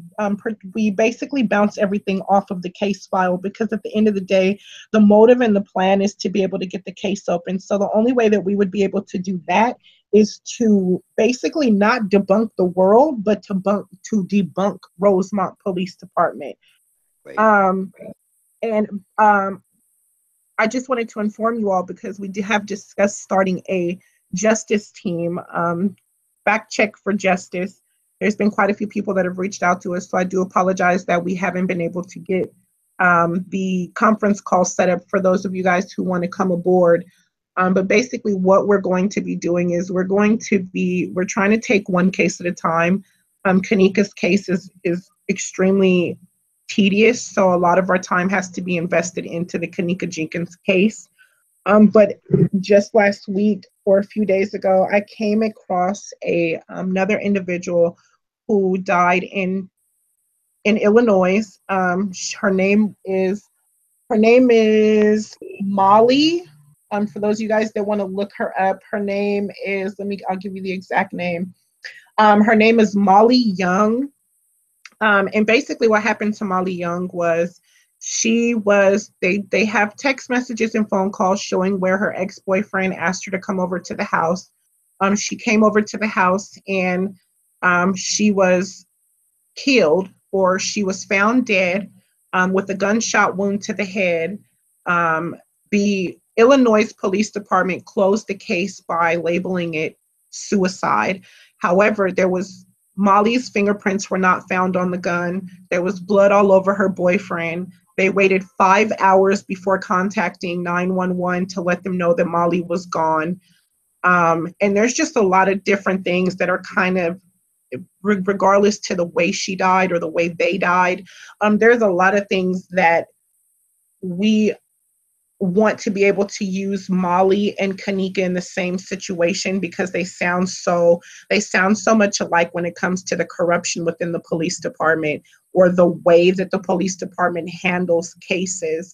Come to find out, the individual who was Molly's ex-boyfriend worked for 911 dispatch. So basically, it just goes to show how Illinois, especially, the way they handle cases. Like, I think that's one of our biggest concerns. So what we have done is we actually sent out a FOIA request to receive Molly's case files, so that we can use that information to be able to get the Kenneka Jenkins case back open. And hopefully in the process of doing that, we'll also be able to get Molly's case back open. We have reached out to the family. So I wanted to touch on that, because you guys are talking about cases and how they align with each other in just certain situations, and how they have considered Kenneka's death an accident. And then you have this woman over here with this gunshot wound to her head with no fingerprints, and you considered it a suicide. Like, it just shows the lack of, when it comes to not just Chicago police, the state. Like, this is what you guys do. So, my suggestion to you, Eric, would be, you sound like you got some sense. You click on some of these pages and these people be on these panels, and you just be like, what the hell are they talking about? Like, what are they saying in this room? You sound like you have some sense. I'm telling you my personal opinion to everybody in this room, all 342 people that are listening right now, try your best to stay away from people who have these opinions, and they're trying to pressure you to believe what they're believing. Because I'm gonna be honest, I really haven't paid attention to his theory, but just listening to you guys, it sounds like he's doing a damn good job at debunking himself. So I don't think anybody needs to really debunk what he has going on. It sounds like, by the way he's putting these videos out and what he's showing to the world, he's merely debunking himself. And that's fine. Let him do that. I feel like there are a lot of people who are set up to cause a distraction. Not just YouTubers. It's all over social media. It's all over Facebook. It's constantly a battle and a beef and an argument and a screaming match and personal business being put out there. And all of that is a distraction. all it does is for people who are really dedicated and wanting to find justice, it makes you really, really want to back away. Like, this shit is too messy for me. I don't even want no parts of it. Like, it's so many people being placed in positions where they are moles. It's not just about the people who are out there protesting who might have got a fat check cut to them. I'm a little concerned with some of these YouTubers too. How many of you guys have received checks to just cause confusion? Because that's all it is. You know, it's too many videos out there. It's too many people to pay attention to a certain narrative. Here on Fact Check TV, we don't want to push any. Listen, all we're here to do is show you the facts, and if we show you facts and based off of the facts you feel it's an accident, kudos to you. If that's what you see based off of what we show you, kudos to whatever your belief is. We just ask that you don't come in here and cause confusion and ruckus to the room for those of us who do not believe that it was an accident. So whoever, Gary, what is his name? Greg, Gray, or Gary? What is his name? Gary Hughes. Gary, okay. Yeah. So, you know, kudos to Gary for them perfect videos, or those videos that he's putting out there, because he does have, I have seen a couple of them, I can't lie. As far as opinion wise, I don't really listen to the opinions because, like I said, I just feel like it boggles your mind down. Like, it makes you so confused. Like, you can ask my panel, for everybody on my panel that's my regular panel members, how many times are we on a conference call and I just have to, like, sometimes I have to just drop off. Like, I have to shut my whole brain down from listening to all of the stuff that we're talking about, you know, who said what on social media, who said what on YouTube. Sometimes I have to cut myself off because I find myself getting myself confused to where I have to mute the whole situation and back away from it to get my thought process back on track. So don't let him be a distraction for you. If he want to distract everybody else, let him distract them people. Oh, absolutely. I think we should all, you know, stick together, raise money, do whatever we have to do, and not pay attention to the debunkers because we're not ignorant. I mean, we're not stupid. You can show me videos from 13 days after she was found, but you can't show me her walking into the freezer. Right. You know, so, I mean. Well, I think what we should do, Jazz and Nursey and all of us that talk on a regular and consistent basis. Somebody just put in the room, I believe her name is Rebecca. Yeah, Rebecca Taylor. And I have to agree with Rebecca. I think our next step should be that we should start doing research on different universities and their law department, because there are several universities where the students in their law division will come in. They will and take on a case.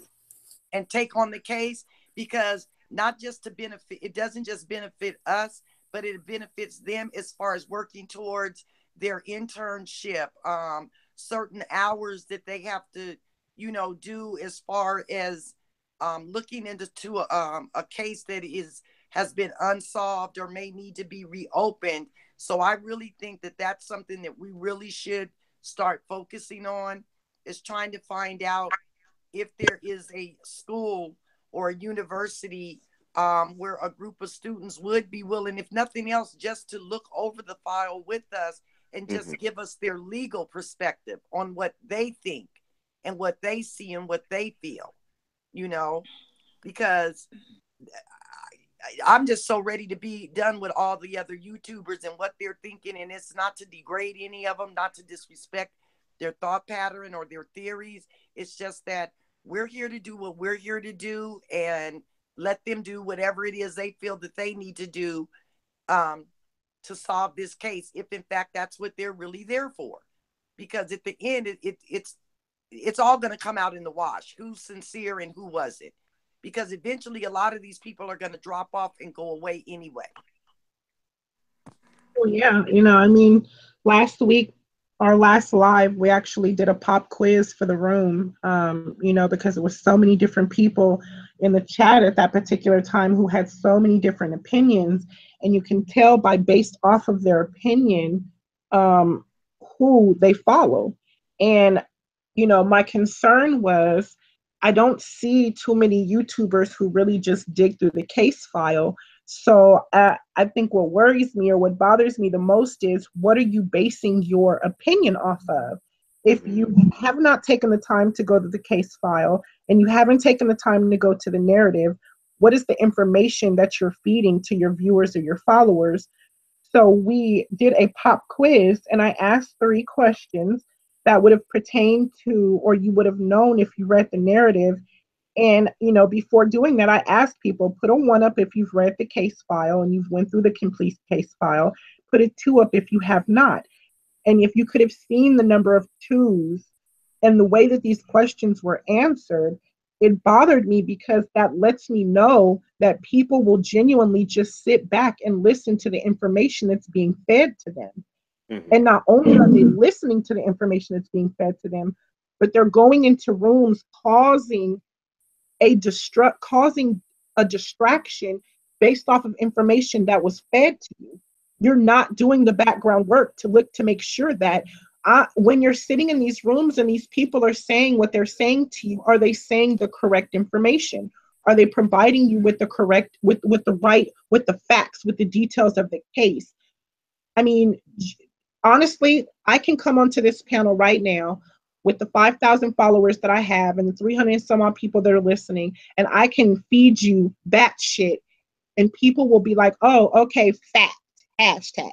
But the question is, have you dug into this information to call me out on my shit?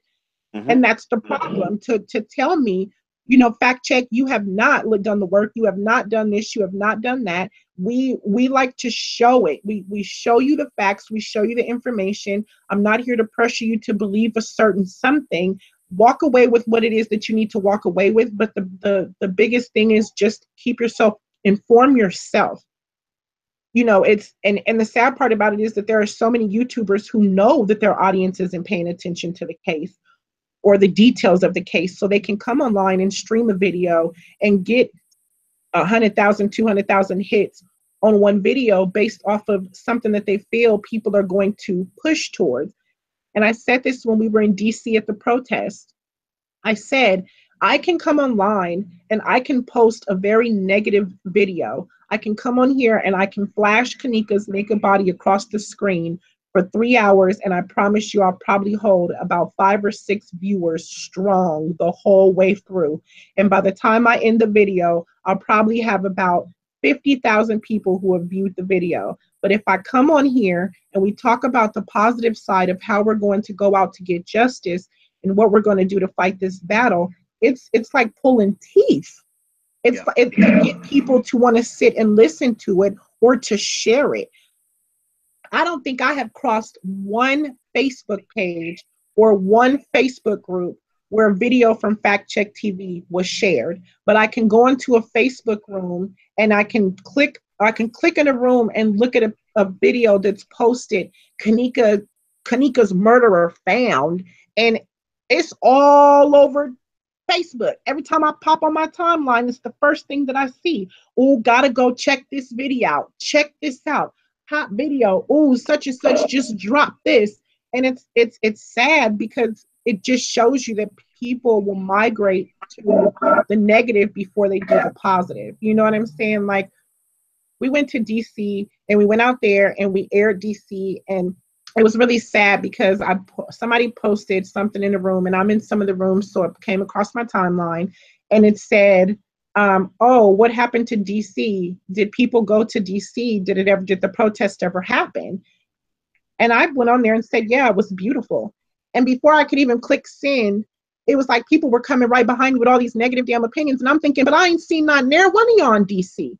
So how do you know what happened? Like, you're so quick to shoot down what happened that was beautiful and amazing. And don't get it twisted. There were things that came behind it that seemed a little disturbing, but that's their own personal shit. As far as what happened in DC was beautiful. And we posted those videos. People don't even know about them. You know, Kenneka Jenkins Space DC, you know, or Kenneka Jenkins Positive Movement. Nobody wants to see any of that. All they want to see is the negative side of it.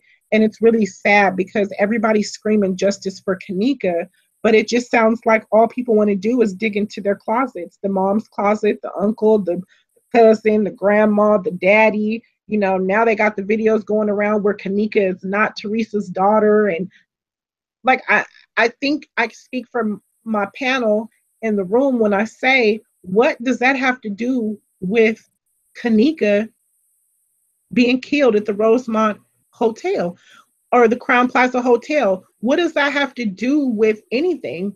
Us digging into people's closets and backgrounds and who went to prison when they were 3 years old, and you know, who stumped their toe when they was 10. And it's like, it's the dumbest shit that people are bringing up. And, you know, we, the people, have to stay away from it. You know, you can't stop them from posting what they're going to post, but we can damn sure stop listening to it.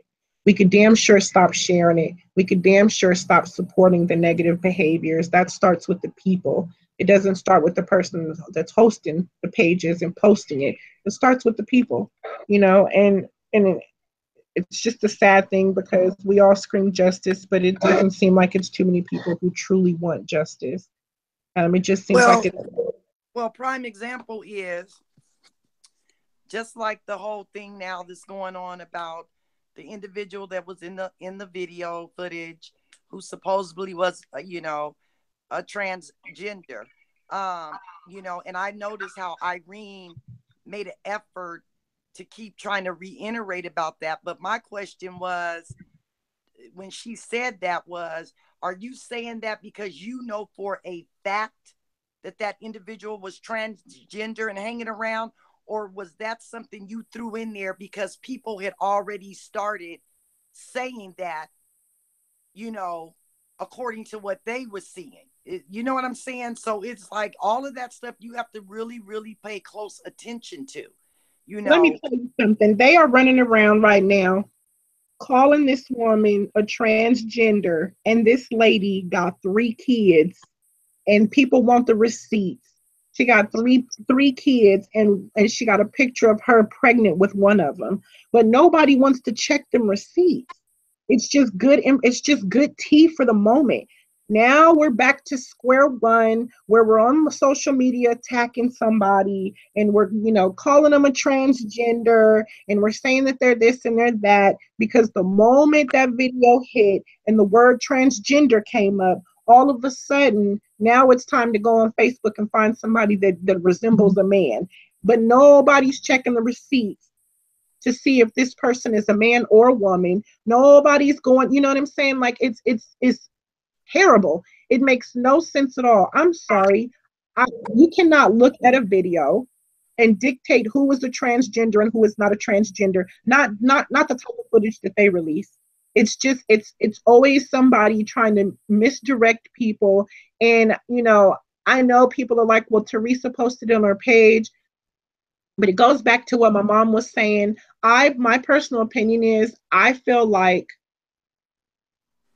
Teresa, it is so many things going on on social media and on Facebook and on YouTube that it's like Teresa don't know what to believe.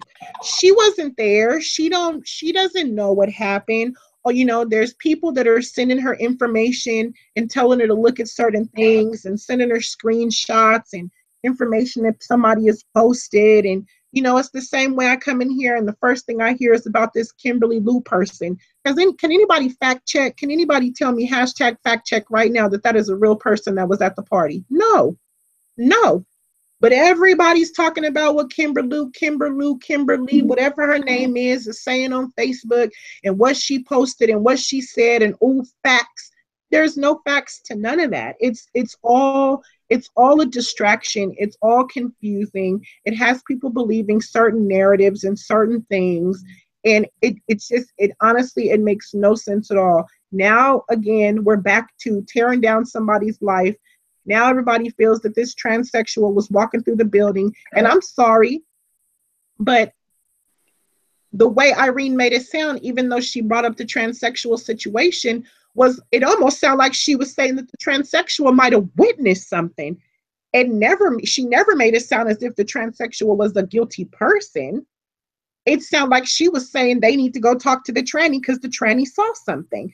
That's what it sounded like to me. And now the very next day or 5 minutes later after the video drops, everybody's on social media looking for a damn tranny. Really? And I agree with what John Williams just said.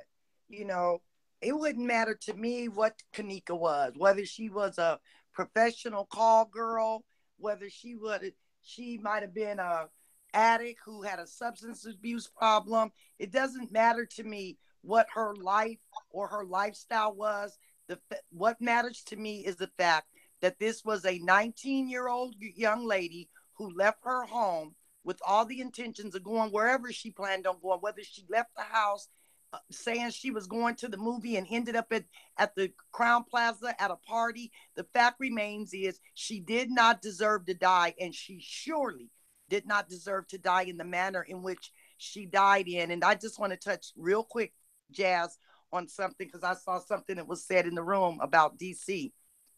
Anyone that has anything negative to say about DC, if you weren't there, you have no right to even comment on what did or did not go on in DC. And when I left my home, the comfort of my home, to get on an airplane, something that I don't do is fly on planes, to go all the way to a state where I knew nothing about or knew nobody there, to fight for somebody that I don't even know.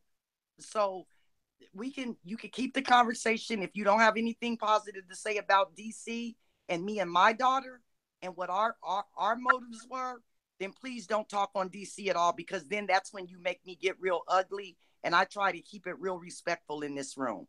We went to DC for a purpose, an honest, deep-hearted purpose, and that was to try to get this case reopened for Teresa Martin so that she could get justice for her daughter and begin to work on closure. If any of you don't know what that's about, to get closure in regards to her daughter's death. Thank you for letting me say that, Jazz. I wanted to say something basically about the interview and the innuendos about the tranny or the security guard. Look, I don't know the answers. We're looking for the answers. But unless you all can prove to me that the tranny was in a party with them and the tranny saw her take Topamax, because see, no one is talking about how that got into her system, or the fact that, like the lady said before, if you want to know about alcohol levels, 0.112 is not that much at her weight and over the period of time that she got there that would have her in that state. So go and look up BAC and do a chart. And according to the autopsy, she weighed 159 pounds and she was there about 2 hours. How many drinks she would have to have? Hennessy is 40% alcohol for her to get to that level. And she's not, and look at all the other levels she could have been at, you know, and been and would have been into a state where she was staggering like that. So, you know, unless somebody can explain to me how she got topiramate in her system and how the security guard or how the tranny or how whoever else slipped that into her drink, then if you're going to have a scenario, then you need to take it to the next level. You need to follow it through and stop just throwing things out there. And as Jasmine said, the only thing that we're going by is all that we can go by are the videos that were put out, by the narratives that the young people told the police officers, and by the interview that they said. And you know, you can have the benefit of the doubt for people because you want to believe it, you don't want to believe friends would do this, whatever you want to believe. But when I'll just say this, the truth is the truth all day long, every day, 24 hours. But when you lie, you can't keep your lies straight. You can't get things straight.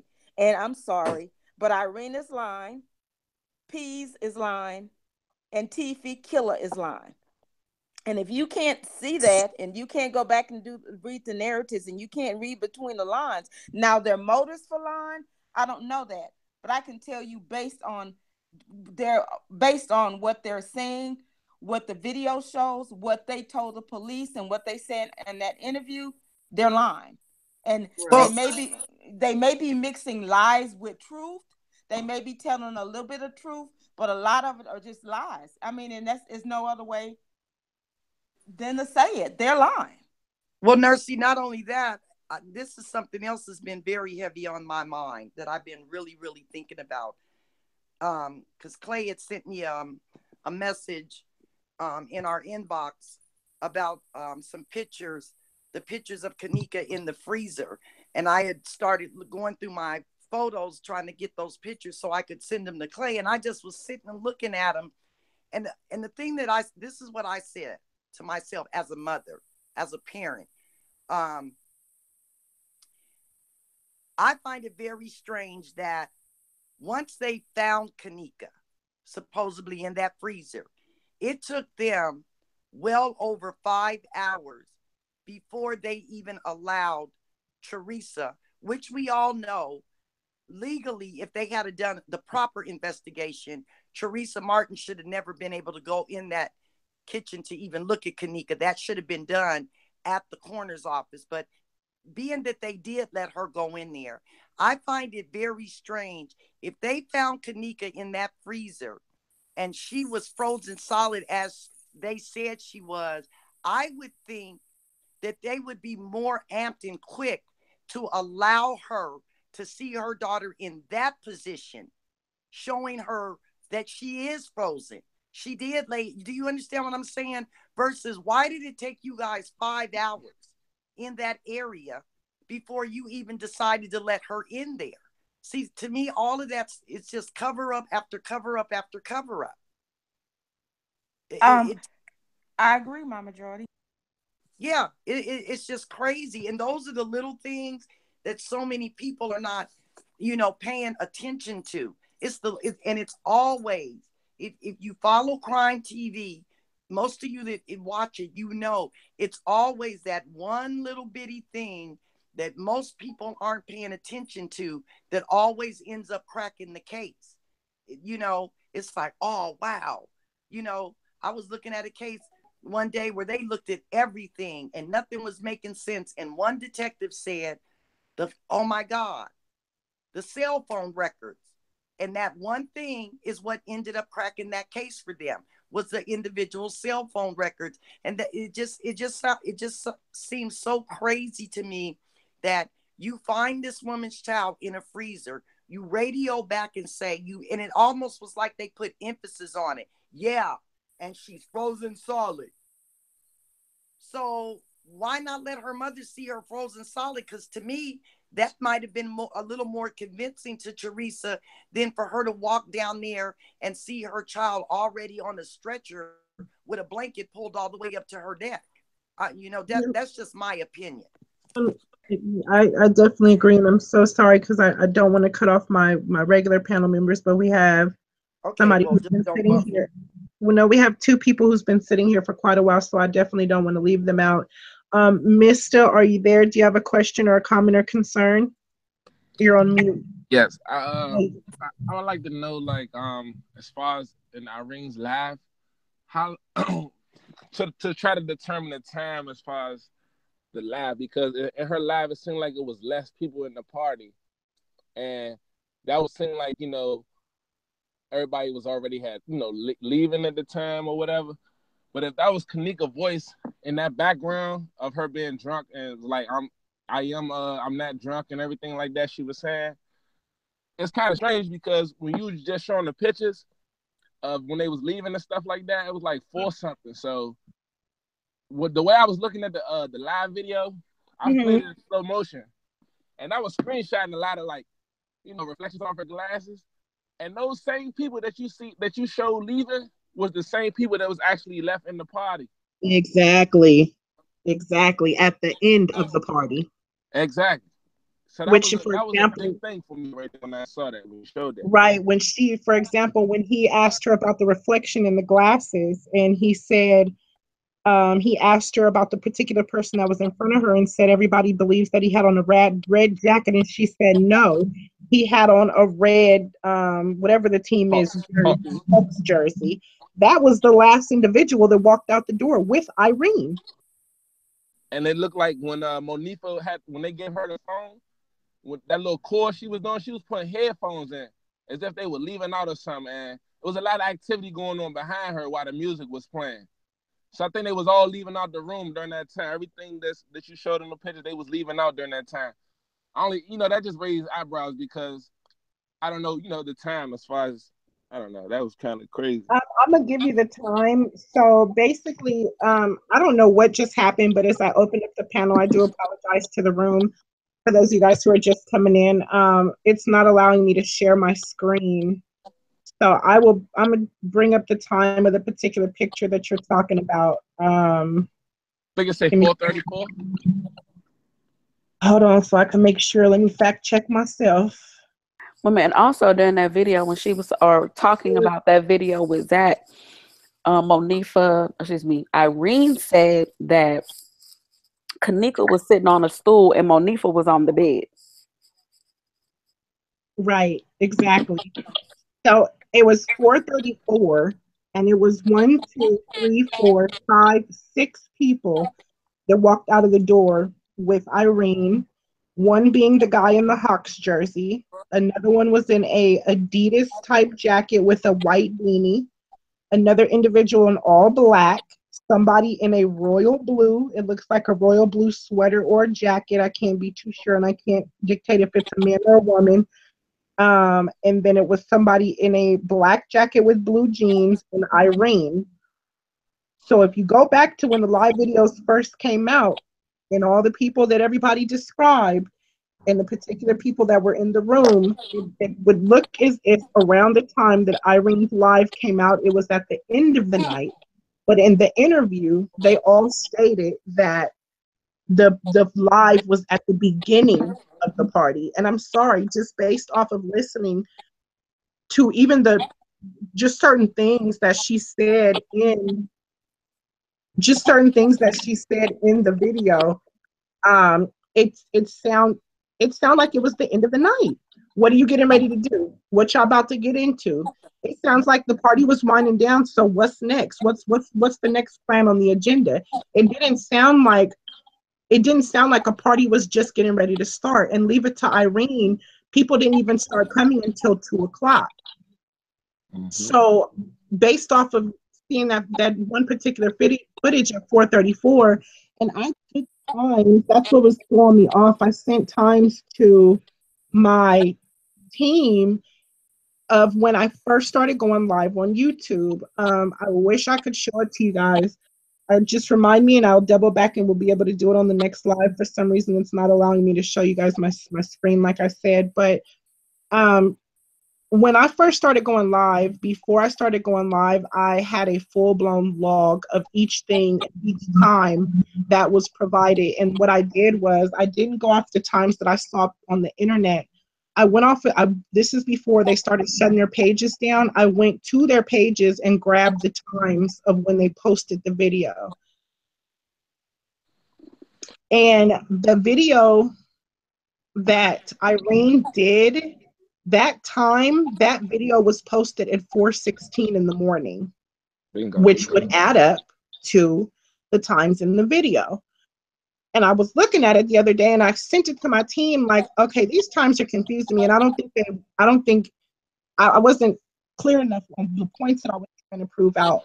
But I said, I was thinking in my mind when I sent it, like, now all of a sudden we're 2-3 months in and the times are different.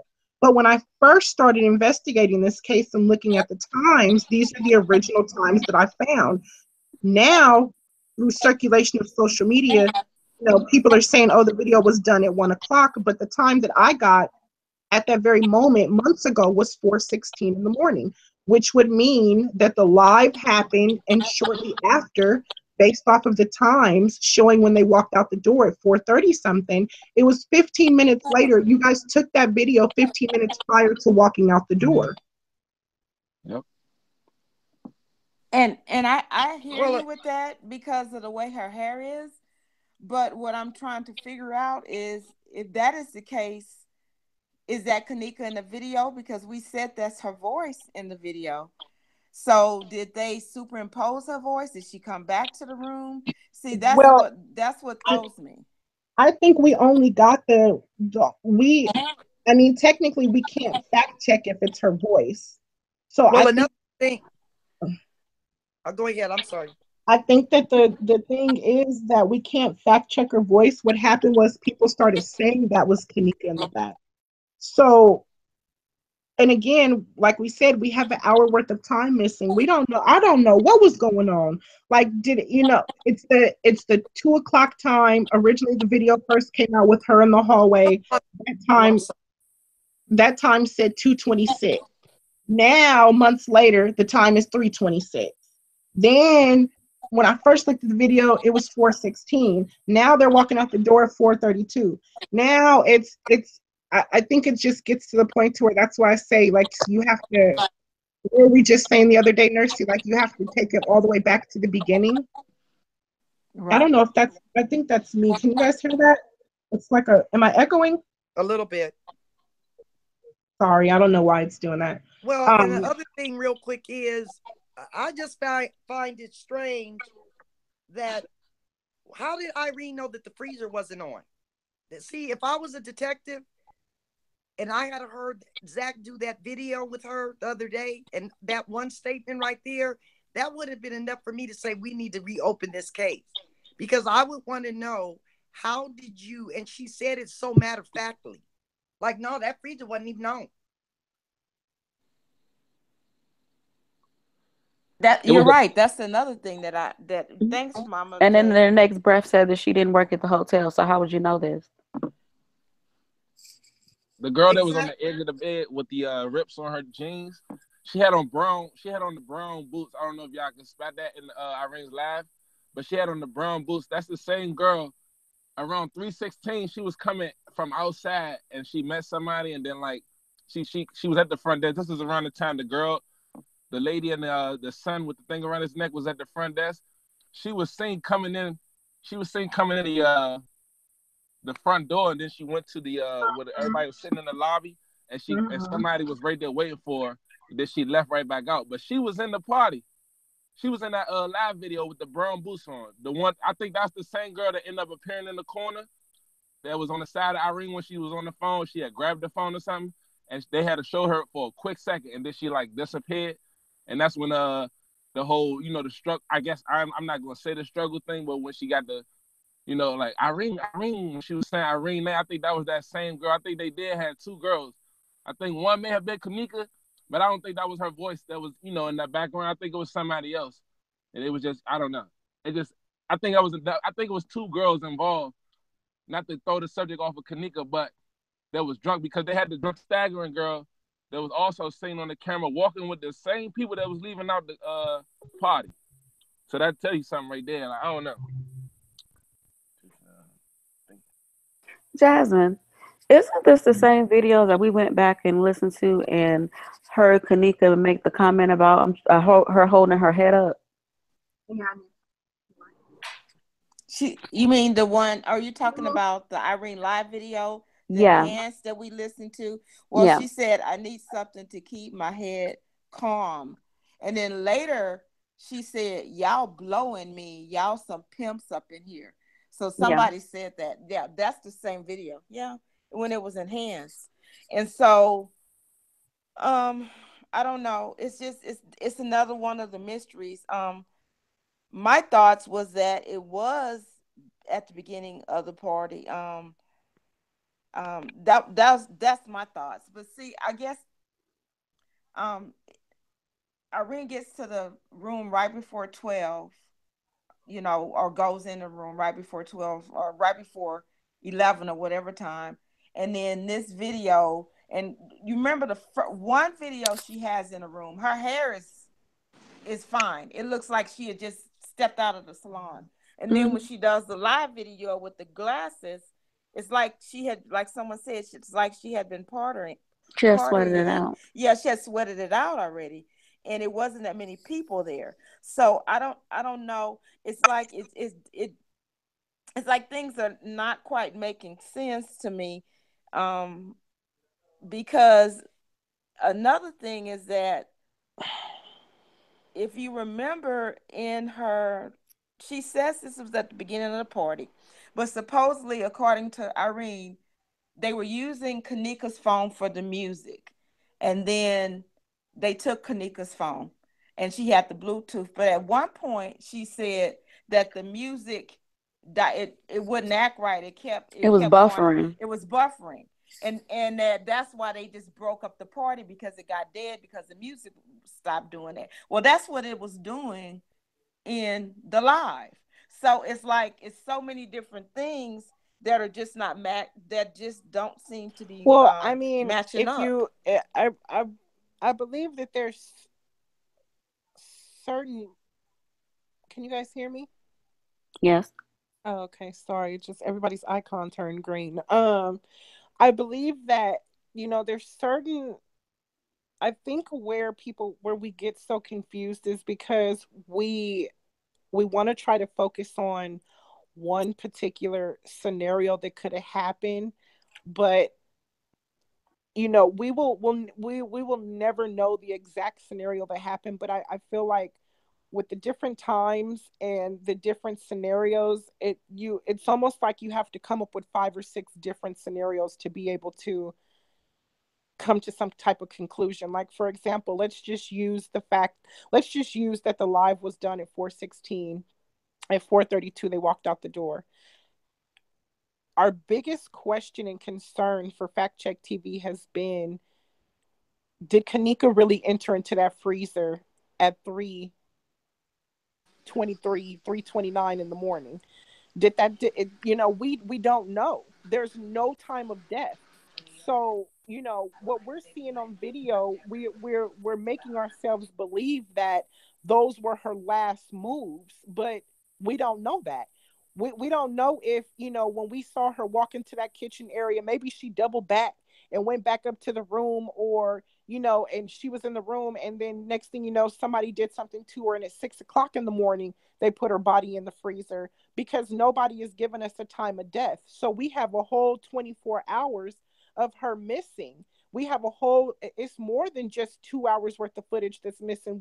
Because we don't know when she walked into that we don't know when she quote unquote walked into the freezer, or when she was put into the freezer, or how she got into the freezer, which is why we're all here trying to figure out the different scenarios. Because I'm telling you, I'm gonna think about it tonight, but I'm trying to. I keep looking at these original times that I have, and it's really bothering me. And my mom is on this line, and she can verify to you. She can tell you, I got these times before I even decided to go live on YouTube.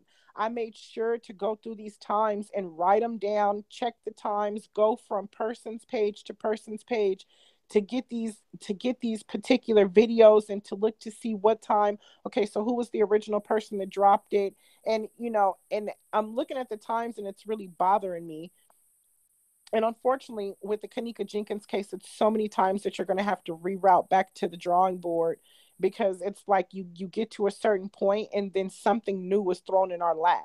So it's, you know what I'm saying? Like, we were so far, and now we have these 2 interviews, and it pushes you back 10 steps, because now you have to go all the way back. Look at how these 2 interviews took us all the way back to the beginning. Like, we're all the way back now to the live videos.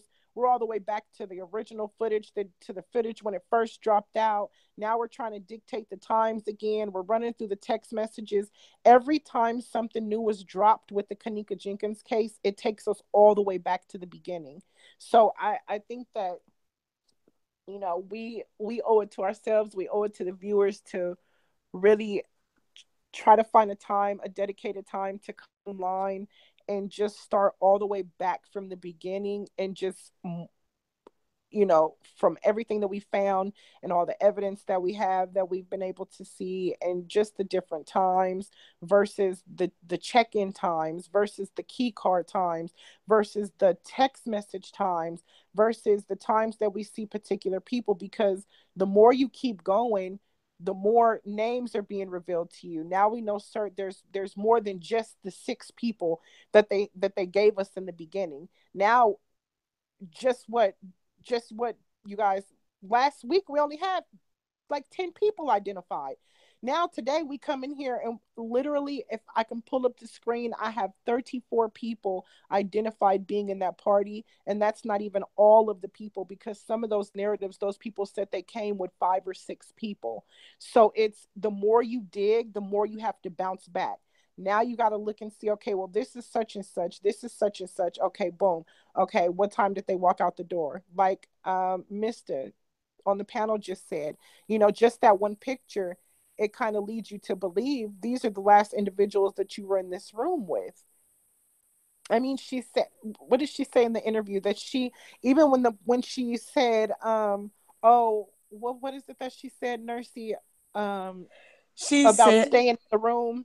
okay, yeah, this is, oh, I forgot about that. This is the problem, another problem I had. And this is one of the major things that I started like looking at her like, are you for real?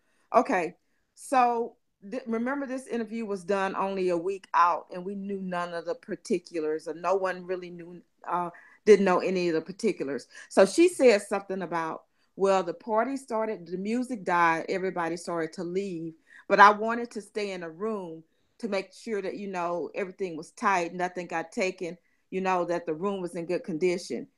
And my thought was like, why would you care? Because first of all, the room wasn't in your name. It wasn't in Killer name. It was written with a stolen credit card to some lady that lives in New Jersey, if I'm not mistaken. So they could have tore up everything in that room. It would have never been traced back to you. So that, Right. to me, that was one of the things I was like, so that's just an excuse. And then she said, when I left, there were like about 6 people, or maybe there were like, oh, maybe, and Zach said maybe 10, yeah, maybe 6 to 10, whatever she said. So Then she basically, said, there was a guy that was having his party with them. Remember? Exactly. That's that's Killer. Killer. That's That's Killer. Killer. We've already That's identified who Red it is. Hat. That's Okay. Red Hat, the one that's running all around. Killer, Okay. Dorian. So that's who stayed basically. But yet he said he left because, see, this is the thing with the second interview. He never identified himself as being the person who gave the party with her. But she said that, and we now know, based on what we found out, that he was that person that would have supposedly stayed there. And Jasmine, when you were just talking, it just reminded me of something you said, when we were talking about how all of a sudden it seems like everybody bounced and everybody cleared out, all within, because you was like, they leave at this time. You have groups of people leaving, groups of people leaving. And when you said that we really don't know what happened to Kenneka when she went around that corner, because we don't see it, we don't have a time of death, we don't see her, how she gets, okay, here's my problem. We don't see how she gets from the lower level kitchen in 1 minute to the upper level kitchen, up to the upper level kitchen. So we don't know what happened in that kitchen. And so when you said to me that we don't know, maybe, now that you just said that, maybe it was at the end of the night, and maybe she did find her way back to that room, and something happened in that room. So we just, it's just so many scenarios. And I'm not, I don't want to just throw things out there, but when you said that, it just clicked that, yeah, what if it was, and not the beginning, but what if it was the end, and that was her voice, and something happened, or she passed out, or no telling what happened, and all of a sudden everybody just clears out and they just bounce. Everybody Mm-hmm. leaves the party. Mm-hmm. So they all left like real quick, like everybody was out of there, including Irene and everybody else. Yeah, and that's what I was saying before we went live when we were having the discussion is, Irene said, well, I left, and people are like, oh, down her throat. And yeah, there's probably certain things that she is putting extras on because she's naturally defending her friends. But Irene left at 4:34. This man and certain people are still in this building. We don't know what happened. All we see is her hit the corner. And I think we're so, this is for everybody, including myself. I think we're so busy trying to make sense of what we're seeing and not really stepping out of the box. We're so busy trying to stick to, connect the dots based off of what they're giving us. But at the end of the day, it's two main factors, or one main factor that they have left out, that is always going to leave gaps open no matter how you look at it. And that is her time of death. If you came and gave me a time of death and said 352, okay, so within from 432, 332 to 455. 455 is the time of death. Okay, so what is she doing that little small gap? They gave us such a big gap to go off of. We don't know what happened. We don't know if Kenneka hit that corner and maybe she dipped off around that corner and came up the stairs and went back to the room. And, we don't know. We have no idea. What I do know for a fact is that after 4:30, there were people still in that building. After 4:30, there were still people responsible for that party. After a certain time, everybody started leaving that room. That concerns me. When you had a room rented for 2 days, regardless to it being a credit card scam or not, guess what? Whoever got that card with that fraudulent credit card, you paid them to get that room. All they did was got the room and a profile for you. That's all they did. They ran a regular credit card scheme. They booked 2 rooms so you don't have to pay full price, but you still had to pay something for them. You did not step into that room paying for 2-3 nights with the intention of only staying there for 1 day. What happened? Not only 1 day, 4 or 5 hours. Yeah. Exactly. And technically, they had the room the 8th, all day the 8th, all day the 9th, and all day the 10th. And yet they only used the room, supposedly, other than the other thing that we're going to look into when somebody came in, for let's just be conservative. Let's just say from 10 or from 10:30 to 4. So that's 6 hours. But yet you Yeah. rented a room for 3 days. Right. And no one, and see, this is what I'm saying. No one asked those kind of questions. I mean, was somebody else supposed? And then they checked out because the next day, well, by the time they found her, it was the 11th. So I guess the room would have been cleaned up anyway. But there is no act. We'll have to go and look and see if there was any activity after, say, 5 o'clock on 5/9 in the morning, 5 a.m. and see if there was any other activity, because you still had the room for a whole nother day, or was it just to cover the time? So you can just get in there and do and get out and not cause suspicion. It's so many questions, and it's like the more information we find out, the more questions we have. And so I have to agree with you that we just need to go back to the beginning, and we just need to stick to the facts. And the facts of the case, whether anyone likes it or doesn't like it or want to give anybody the benefit of the doubt, is that you're still talking about within a couple weeks of the incident, and people are lying their ass off. They can't get their story straight. Exactly. Correct. And I think that that's the biggest thing, is because,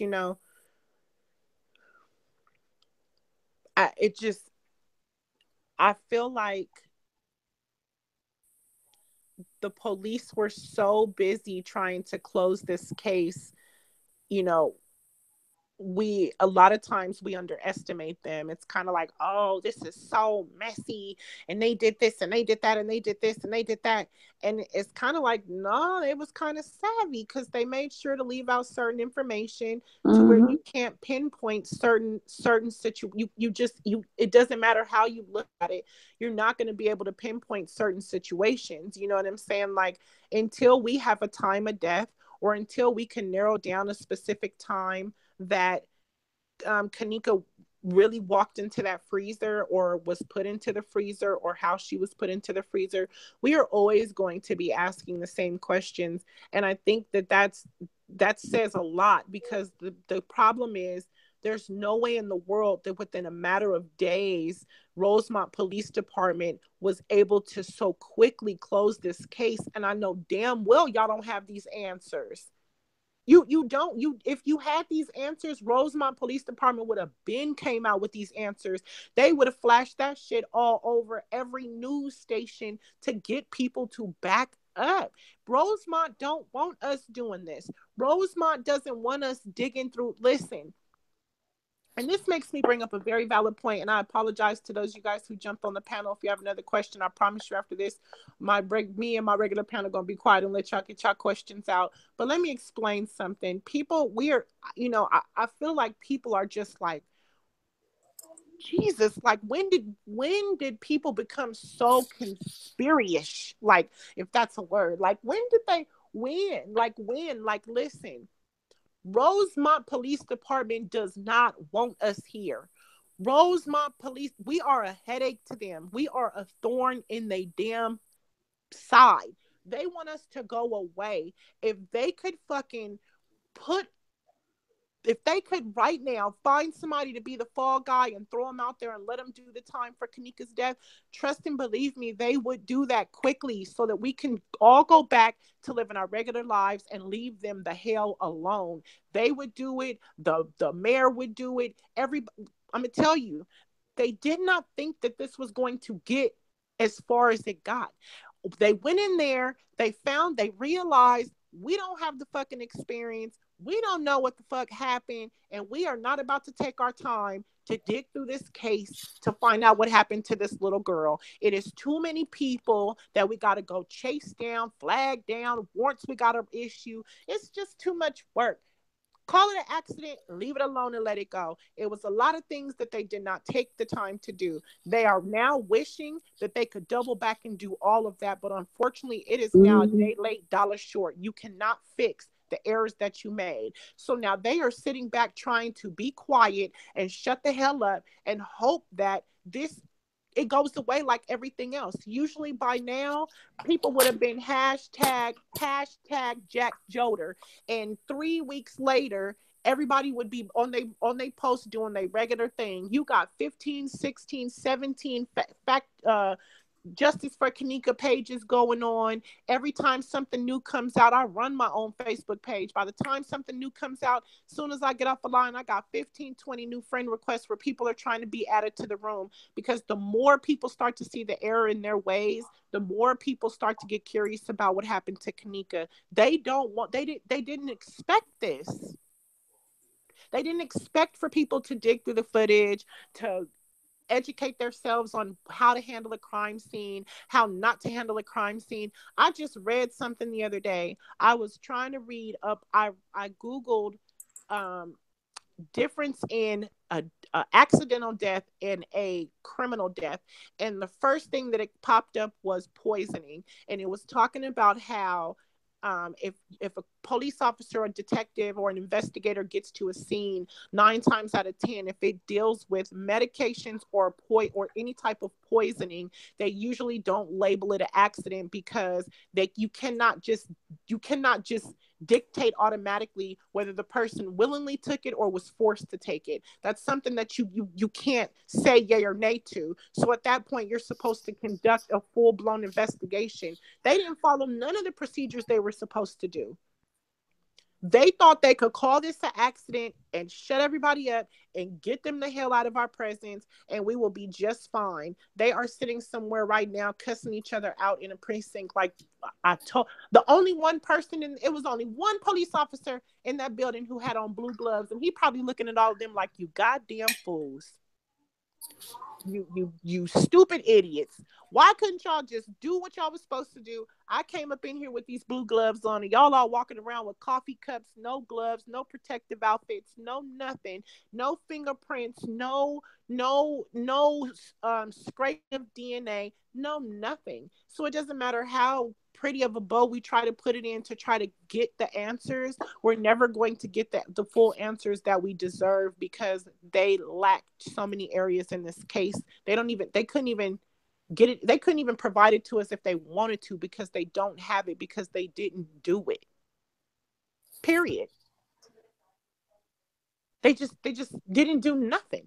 They didn't do anything. They didn't care. It was just kind of like, oh, little girl. And I'm not even going to say, oh, little black girl, because I'm not about to throw the race card out there.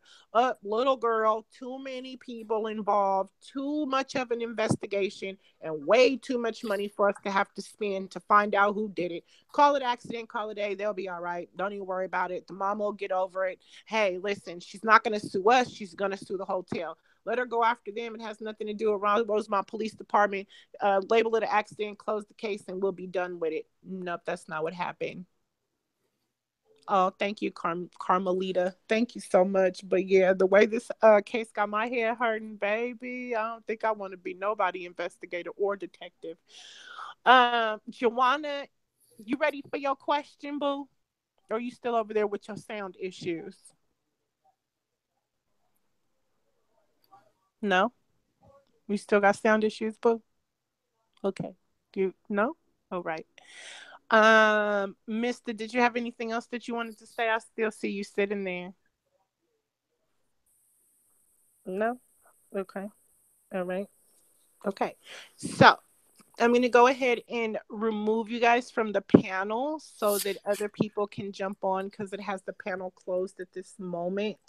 If you have any more questions, you can feel free to come back. I'm not just booting you. I'm just removing you because you guys haven't had any audio.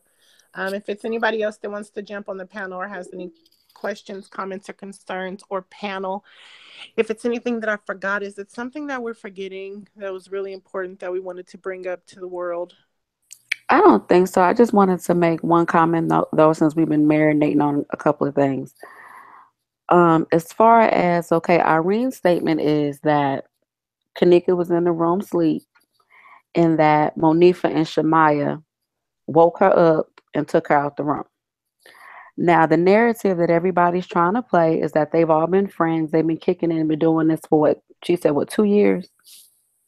So if you're in a room party, you know all these people. So PZ and Killer didn't see this happen. How did the narrative of, oh, we thought she left with a dude come about? They didn't see this happening, because I don't foresee, let's say this did happen, Kenneka was asleep in the room or whatever in the bed. That's not something that, if you're in a room with people, that you wouldn't pay attention to. Good point. Good point. Right. Unless they were already out of the room and they didn't see it. No, based on their timeline, they were still there. No, I know. No. I understand what based on their timeline, you're right. But exactly. So they didn't see her, them go get her up off the bed and take her out the room. What do they think? They took her out the room to hook up with somebody? See, it's stuff like that. I mean, I agree with you. You're 100% right. Oh, my brain just clicked. That's what happens when you have your moment. I need to give me some sleep tonight. I just realized what you were saying, Dree. That's why I kind of got quiet. Like, what? I was over here like, what? Say it again. But I didn't want to interrupt you because it sounded like you had a good point, but I just wasn't catching the point. But now I get, okay, say that again, Dree. Say that again. Run that back. Jasmine, you killing me. But essentially, if the narrative is she was laying on the bed asleep, and Monifa went over there and woke her up and was like, let's go.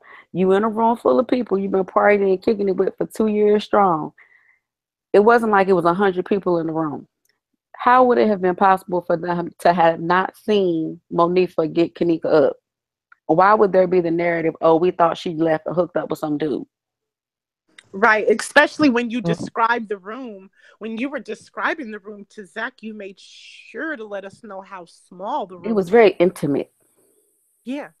I mean, it was only 2 beds and the bathroom was right there. And no, it wasn't no suite. It was just a small little room. So then y'all saw it. I mean, if she bumped into a lamp, everybody had to kind of turn and look like, damn. If she bumped into a lamp, the light, I can't even think of the proper term to use right now, but it would have shifted a little bit in the room. Some would have went dark someplace because she didn't bump into a lamp. So the direction of the light would have shifted. It drew attention to it. Yep. I'm really starting to think that Monifa and them did wake her up, took her out the room, and took her somewhere. Then the whole narrative of she's missing came about, and that's when the so-called, in quotation marks, search party started, and that's when the foolishness began. Game, whatever they we want to call it. They lured her down there. Her going. That's when all that started. Yeah, I agree. yeah. I'm I telling you, agree too. and I need to let these little. I want to let these little punks know from hashtag fact check TV. Oh, we gonna find y'all asses, sucker. Oh, we are going to get y'all going down. I'm talking Jazz about been hyped out of her brain done click. On your ass, Mr. Postman. on your ass, Mr. Post. You going all the way down. I don't know about everybody else and what everybody else plan on doing, but you little punks is going to jail. All of you little punks, because that's what you guys are, some little punks. You are a punk. Okay, period, point blank. So we coming for you. And I'm pretty sure that these people in Chicago are starting to get hip and they're starting to pay attention to YouTubers. But this YouTuber right here, oh, we got you. Believe that, Jack. Because I'm telling you, girl, it's the more the more you listen to them, and it's sad because they say they have so many lies that when you go live, you can't even recall all of them. And then you get off and you end the show, and I'm like, damn, I forgot about that one. Or you got Nursey over there like, I'm glad you said that because I just remembered this. Like, it's so many lies that they have told and so many different narratives that they have built. And the sad part, I said it a couple of months ago, or I said it about a month ago or a few weeks ago. I said, we gave them their alibi. Everything that was floating around on social media and everything that people assumed was going on is the same exact shit that they ran into the police department and fed these dumbass police officers. The whole, the $200, and even that in one of the narratives, Clay, I don't know if you'll remember which one it was, but in one of the narratives, one of the guys It brought was I know what narrative you talking about. You talking about Neff narrative. Neff's narrative. He brought up the $200 discussion, and even the whole $200 thing, it just doesn't make sense to me. Like, there's no way in the world that what you're saying makes any sense. If Kenneka pulled into the parking lot and she saw that they were charging for parking, and she called up to the room and Irene told her, just park and have them validated at the front desk. What was the argument about the $200? The parking is validated. So what was the big discussion about $200 and this I whole know what the discussion was. There was a small conversation, but it wasn't to the extent that people are making it. There was a small conversation that basically Kenneka was saying, someone was saying how they lost the parking ticket, and Kenneka was like, I seen that sign clear as day. It said $200. She was bitching about if she lost the ticket. What you said is correct in the sense that the people on Facebook, YouTube were talking about this $200, and people decided to put that in their statement to the police.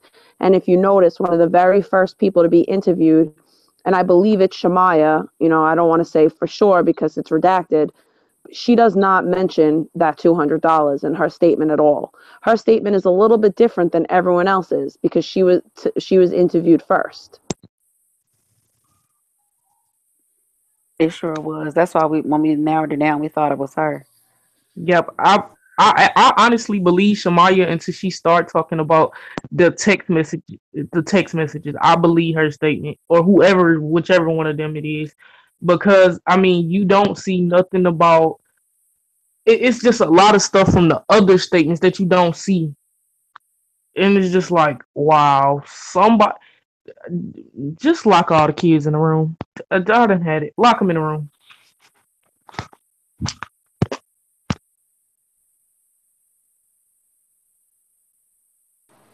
Sorry guys, I'm just so nosy. I was sitting on I mean, too, that obviously Kenneka's family feels like Monifa isn't being forthcoming, but Kenneka's and Keta or whatever, but if you see the stuff that she says, she's constantly saying, speaking back the party because she feels like they're not being honest, and she feels like Monifa knows more than what she's saying. I think all of them know more than what they saying. They just lying. They are some liars. They are like chronic. They didn't pass habitual. They are chronic liars. Like the lies they tell. I'm talking about.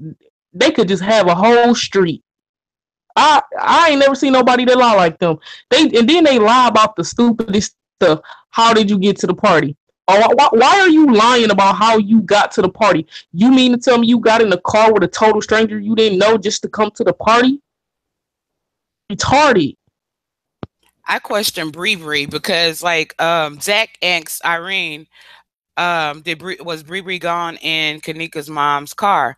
And Irene sort of deflected, from saying yes, she was gone in the car. She was like, nah, she was gone with some guys.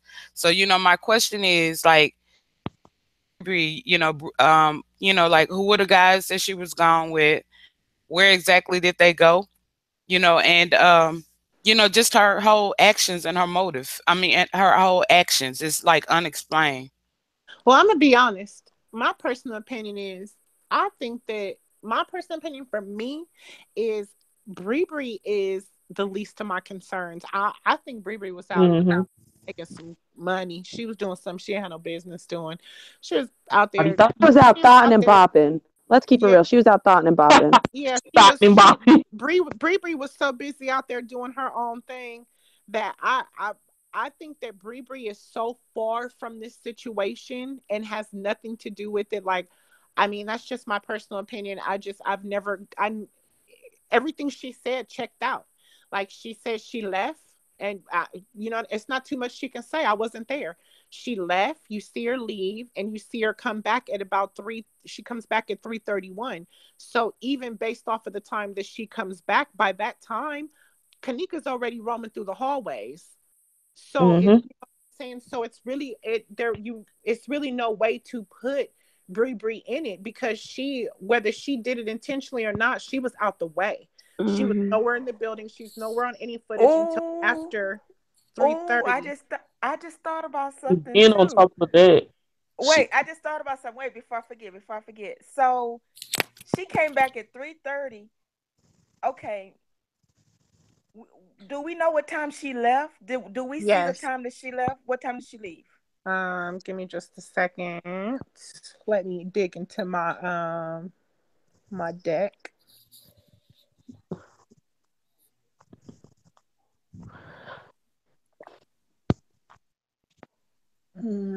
Sorry guys, I have so many notes.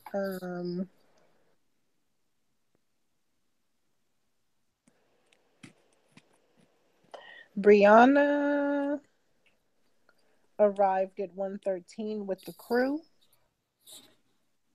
She came with Kenneka, right? Oh, she did a lot in 2 hours. She came with Kenneka, and then no, I don't. The reason I asked is because we should have her leaving, and she was in that live video. So she was. So the video, if it was made after, it could have been like you were saying. Maybe it wasn't made because until after she came back, because we know she came back at 3:30. So that's what I was trying to figure out. What time did they say? Originally, they're not saying. They're saying it was before the party started. So what time did she leave, and why didn't we see her leave? Because how did she dip out of there? So regardless, none of that makes sense though. No, Angelica just asked a very good question. So Bree wasn't back till 3:30. Why did they take her out the room at 2 if the car wasn't there to leave in? Exactly. None of it makes sense because they didn't have the keys. No. That's a fact. No, he didn't. Here's the problem with that question. She didn't leave in the car. In her narrative, she says that she left with somebody and she went with them because they didn't have GPS. So she never said that she left in Kenneka's mom's car. So I think I guess again, that shows a discrepancy, because Brianna is making it seem as if she left with people, and I do have. But when it one the time that she left was messages. She left at 2:15. So I show her on footage leaving at 2:15. She came back at 3:10. So she was gone for about an hour. But somebody else's narrative said that Didn't she leave to go pick somebody up or something like that, supposedly? in her narrative, she said that she left with, in her narrative, she states that, and I'll bring the narrative up because it's number 16. Hold on. I made sure to make this real easy for us so I could just bounce to the narratives. I'll bring up the narrative, but she said in her narrative that she left with somebody and they didn't have GPS. So she left with them to use her phone to basically provide them with GPS wherever they were going. It also says in one of the text transcripts that Bree had Kenneka's keys. Exactly. That's what I remember. It says that. So that's my question. Did she or did she not have the keys? Because if she had the keys, where the hell was they going? Room to go? Right, where was y'all going without no keys to the car?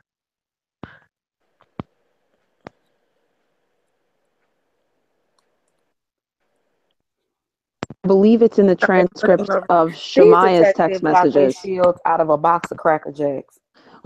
I think it's in Shemaya's text messages where it's either Shemaya or Monifa where they say that they had to get the keys from Bree. Mm-hmm. That's a very good point.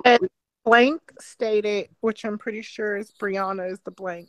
Bree stated she left the party at approximately 2:15 with blank. Blank stated that blank needed a GPS to go pick up her friends and she did not have a GPS on her phone.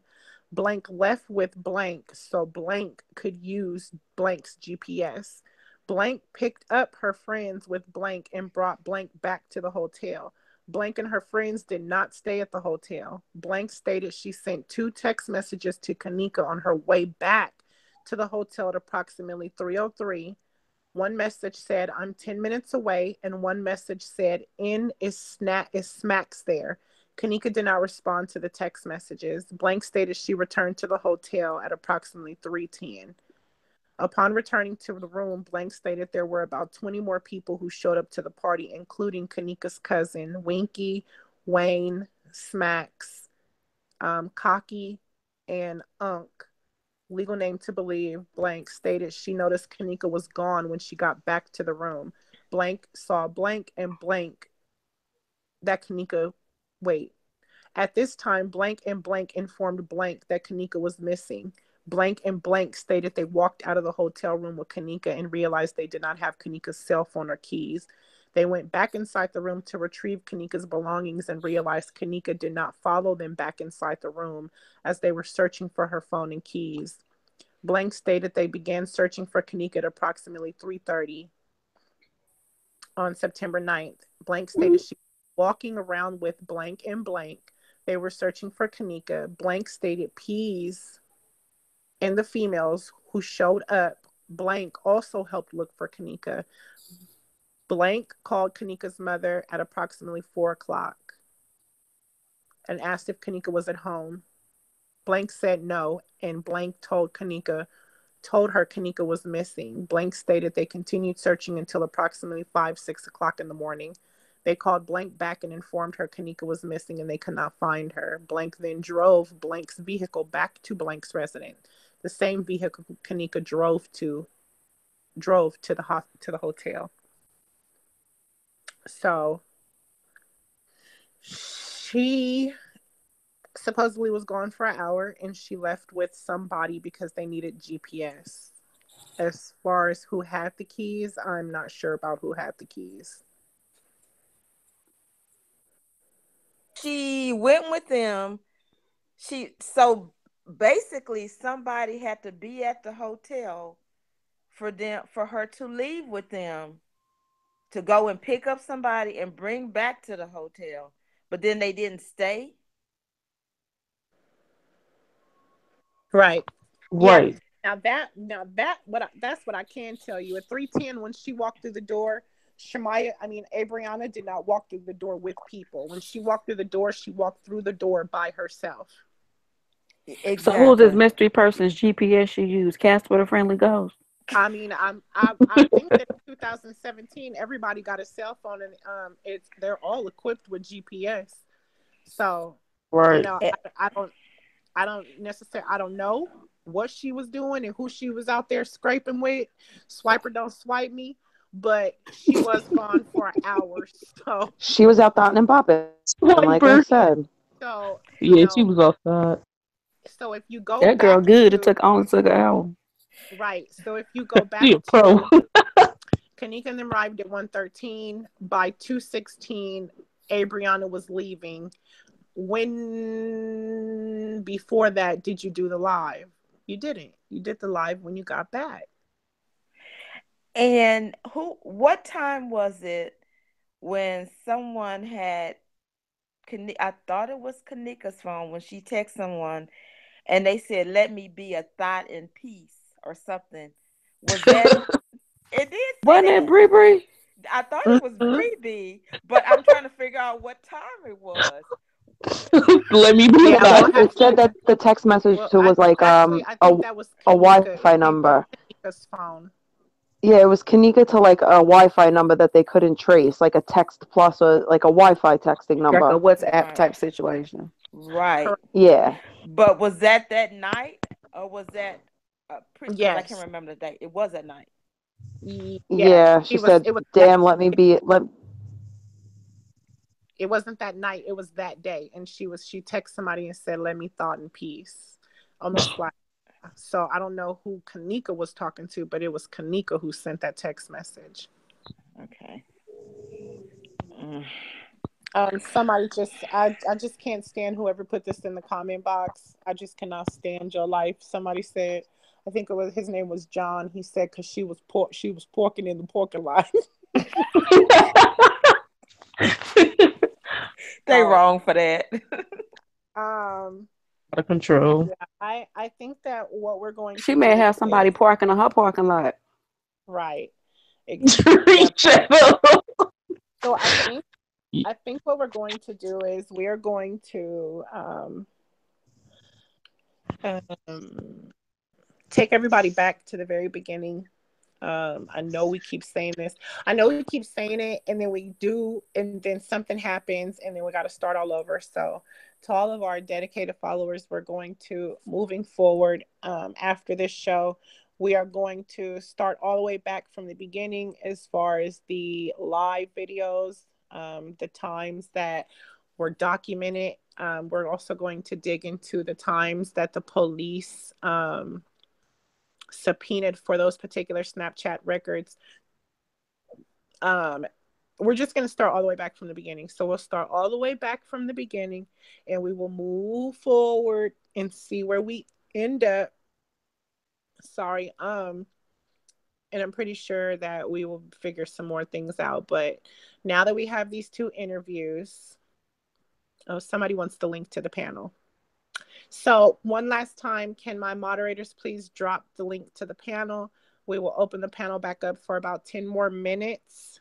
And then we are going to end the show. So we always end up with 4 or 5 hour shows. I don't know how we just get on here and just, I can believe that me and my panel would be on here for 4 or 5 hours. Because honestly, I think that we could come on here. We could literally just go live and just stay live our whole conversation because all we do is talk about Kenneka. That's all we do. So I don't know how. I just don't know why we always end up with 5, 6 hour shows. We always do. But the panel is back open. If you have a question, comment, or concern, please go. Oh, wait a minute. Is the panel full? No. Someone just joined. Is it Denise? Yes, it's Denise. Hi, honey. How you doing? Hi, good. Hi, everyone. Hi, panel. Am I okay to talk? Yeah. I'm gonna be real quick. Okay. I'm put this in the chat actually earlier way when you first started the live, just really in regards to the time. So I kind of have two different things to express in regards to the time. I live in Illinois. I actually live in North Chicago, which is the city where everybody saw the infamous video of Irene in the police station getting the, little protection or, complaining about harassment. So, Mhm. I'm just slightly north of Chicago. But we do, daylight savings times here. So when you were going over the times, and I think there was a text message at 4:35, and you Mhm. kept saying it was 10:35. It's Mhm. actually 11:35. During that time in September, it was minus 5 hours. But as of November 5th, we went It in, was fixed. yeah, daylight savings ended. So I know that you're going to be, starting from square one. So I just wanted to make sure that you were, in the interest of fact checking, making sure that you capture the correct time. Because if you Google it right now, it will show 6 hours versus, That a does 5 make hour. sense. So it was that. And then it was also the time in relation to some of the videos posted. I know that I've done it before where I've posted something on Facebook and, you start getting likes or comments and you go back and look.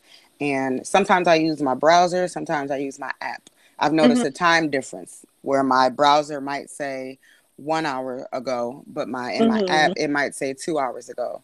So it could be a difference of if the app itself has a manual setting for time and location versus the browser picking up your location. And I Right. also know if you look at a post and it's not in your same time zone, it depends on the setting on your own phone if it's capturing the real Exactly. time or your time zone. Right. So that can make a difference, as well as a lot of the people, a lot of people will put on there they live here or there, or they went to Harvard University here. So if that's what they're saying they live, then Facebook is going to capture, depending on their location settings, it'll capture the whatever time zone that they say they, physically live in real time.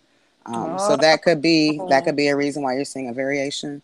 Because I think I did the same thing early on when I was first just going to review it off of Irene's page. I think I did see a discrepancy, but once people start sharing it and it makes its way all the way back through different groups and other people's pages, the time can get shifted around in that way. Okay, so somebody do this for me. Okay, 9-9. No, Huh? I was being petty. Go ahead. Oh, I'm like, what? What? No, what happened? No, don't say that. Okay, 9-9, 10:51 a.m. Give me the time. On what day? On today? No, for 9-9, Oh, 2017. 9/9. Uh-huh. 10:51 10:51 a.m. a.m. for should time. be 4, right? That'll been 4. No, No, 4. No, 5. 5 because it'll be 5 hours instead of 6. 5. Yeah, it'll be 5. What I do to remember spring forward, fall back. So we set our clocks forward in the spring, and in the fall we set our clocks an hour back. Hmm. So as far as converting your UTC time for time zones that do honor daylight savings, it's an hour forward in the spring and an hour forward in the back. So I don't even know if you can look it up. I haven't Googled it. I don't know if it says I 5 was or 6 hours, So I asked that question because this really is bothering me. And I'm so mad that you guys cannot see my screen to see what I see. But it's okay because maybe that's just God's way of saying, Jasmine, don't go digging yet. Put it together so you can present it to your audience. But there's a piece of paper in the file, in the case file, that says, on today's date, I reviewed and analyzed the results from the forensic examination of blank personal cell phone. The forensic examination allowed me to review all material from blank cell phone, especially her text messages, calls, pictures, and videos. I went through all material and gathered the following. Now, pay attention, viewers. Pay attention, family. It says video 1. Album name, Snapchat. Related application, Apple deleted media.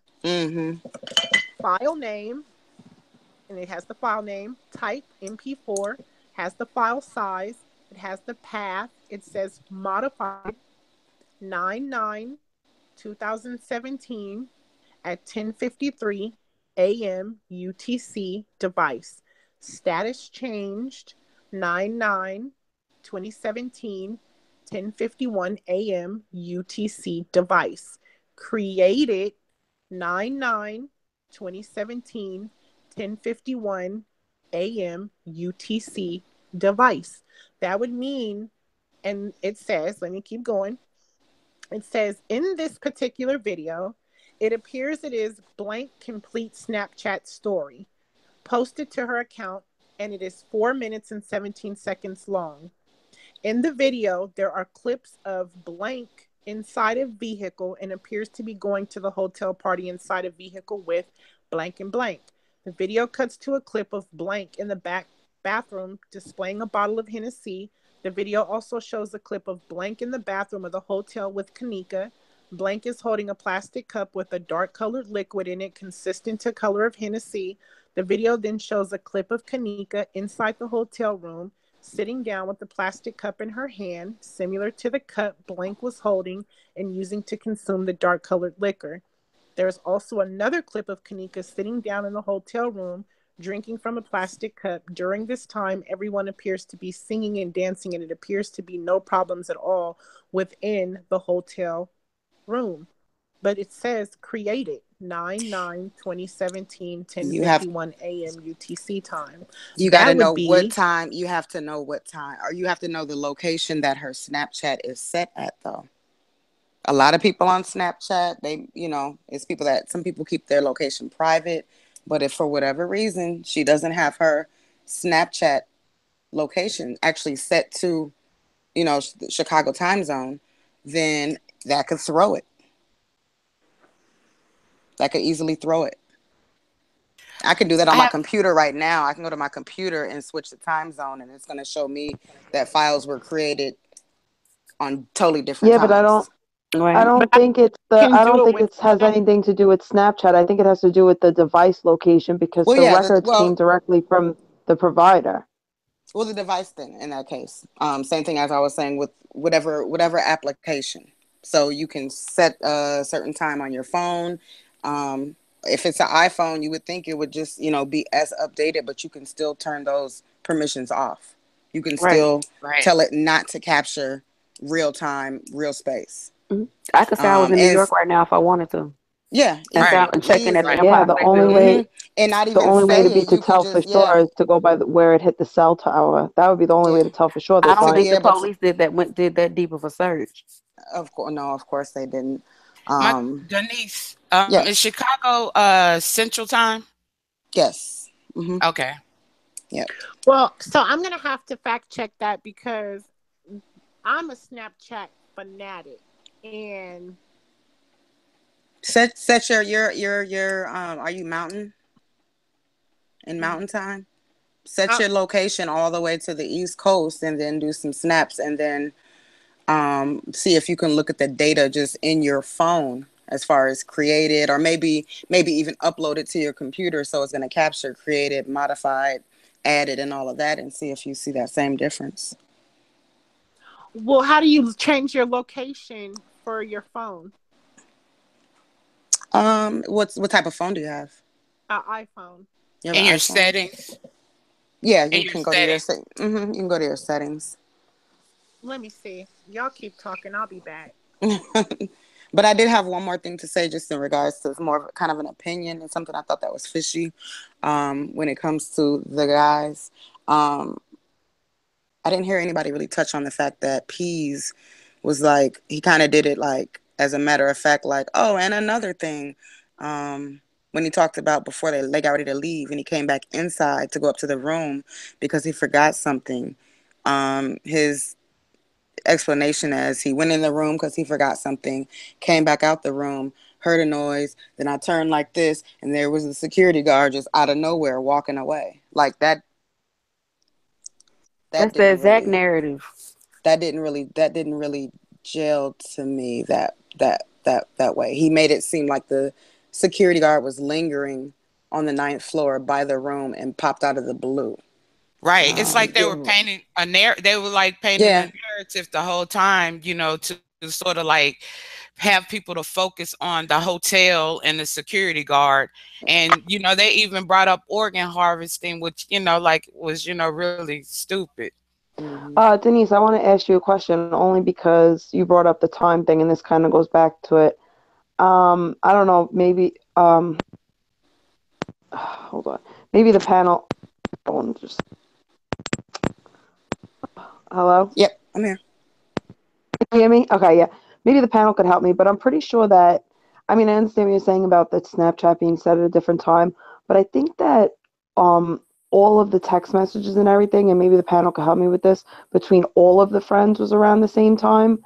Do you think I don't know because now I'm like concerned that maybe the timeline's off because of this time thing, and that's really bugging me.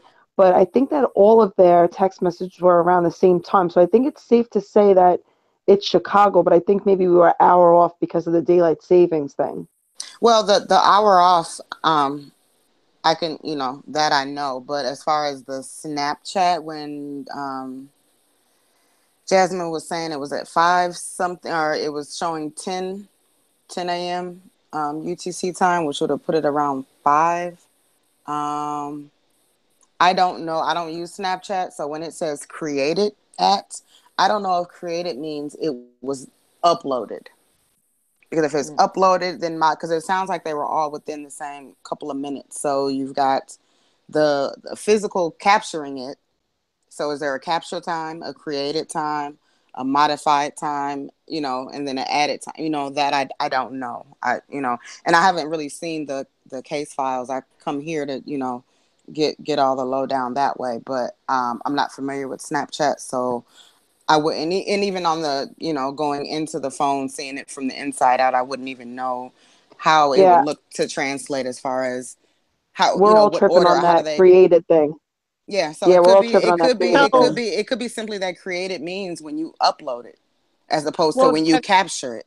Well, so basically the way it works with Snapchat is is live time. So when you go to click and take a picture or a video on Snapchat, when you load it, depending on your location, a filter is going to pop up no matter where you're at. So the moment I got on the plane and went to DC and I have Snapchat, if you filter over, it's going to automatically give you the location of where you're at. You can't change that. Now the time, I did just look when I changed my time to New York time, it jumped my time. So when I scrolled over, it gave me a different time. But the only issue I'm having with the creative part is because regardless if you fudge your time on your phone to fudge the time that's going to pop up on Snapchat for your viewers to look at, it's not going to fudge the time of the police pulling the information of when you created it. So if you take a picture on your phone, regardless if it's Snapchat, Facebook, or just a regular picture, whenever they take that picture and they pull it, whatever date it's created on is the day that they're going to get, because that's the software that they have. You can't get around that.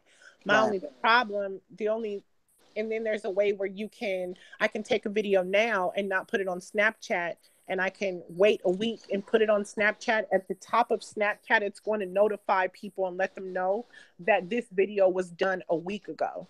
So and there's no way to remove that at all. And so that's what Snapchat shows you. But do you think that on the back end, as far as police records, do you think that there is a way to do that?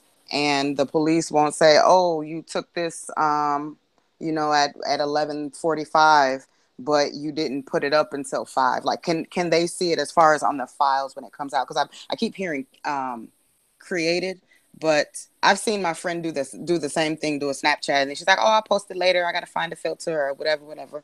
I just know because it has that option. I'm just thinking captured and then create it, because you capture the actual whatever video, but you create the Snapchat once you post it. And that's just, maybe I'm not thinking about it right, because I've never used it, but there's still another step before creating it, because you can capture something and then, oh, I don't like it, or I've taken the pictures with the silly filters with her, but she'll be like, oh, I'm gonna delete it, or I'll post it later, or this or that. So I don't hear it, the word captured coming up in the actual, what you're reading in the police files, but it just says modified, and even still, it can't be.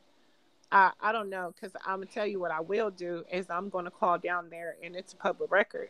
If they made it public, so I'm gonna call down there and ask them to explain this to me, because the modified date and the created date are literally the same dates on some of them.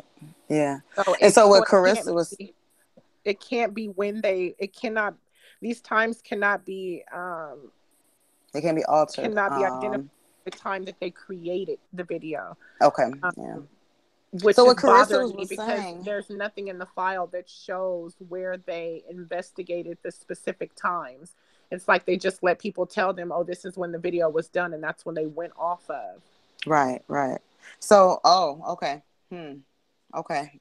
So what Carissa was saying, it seemed like they all had Snapchats right around the same time.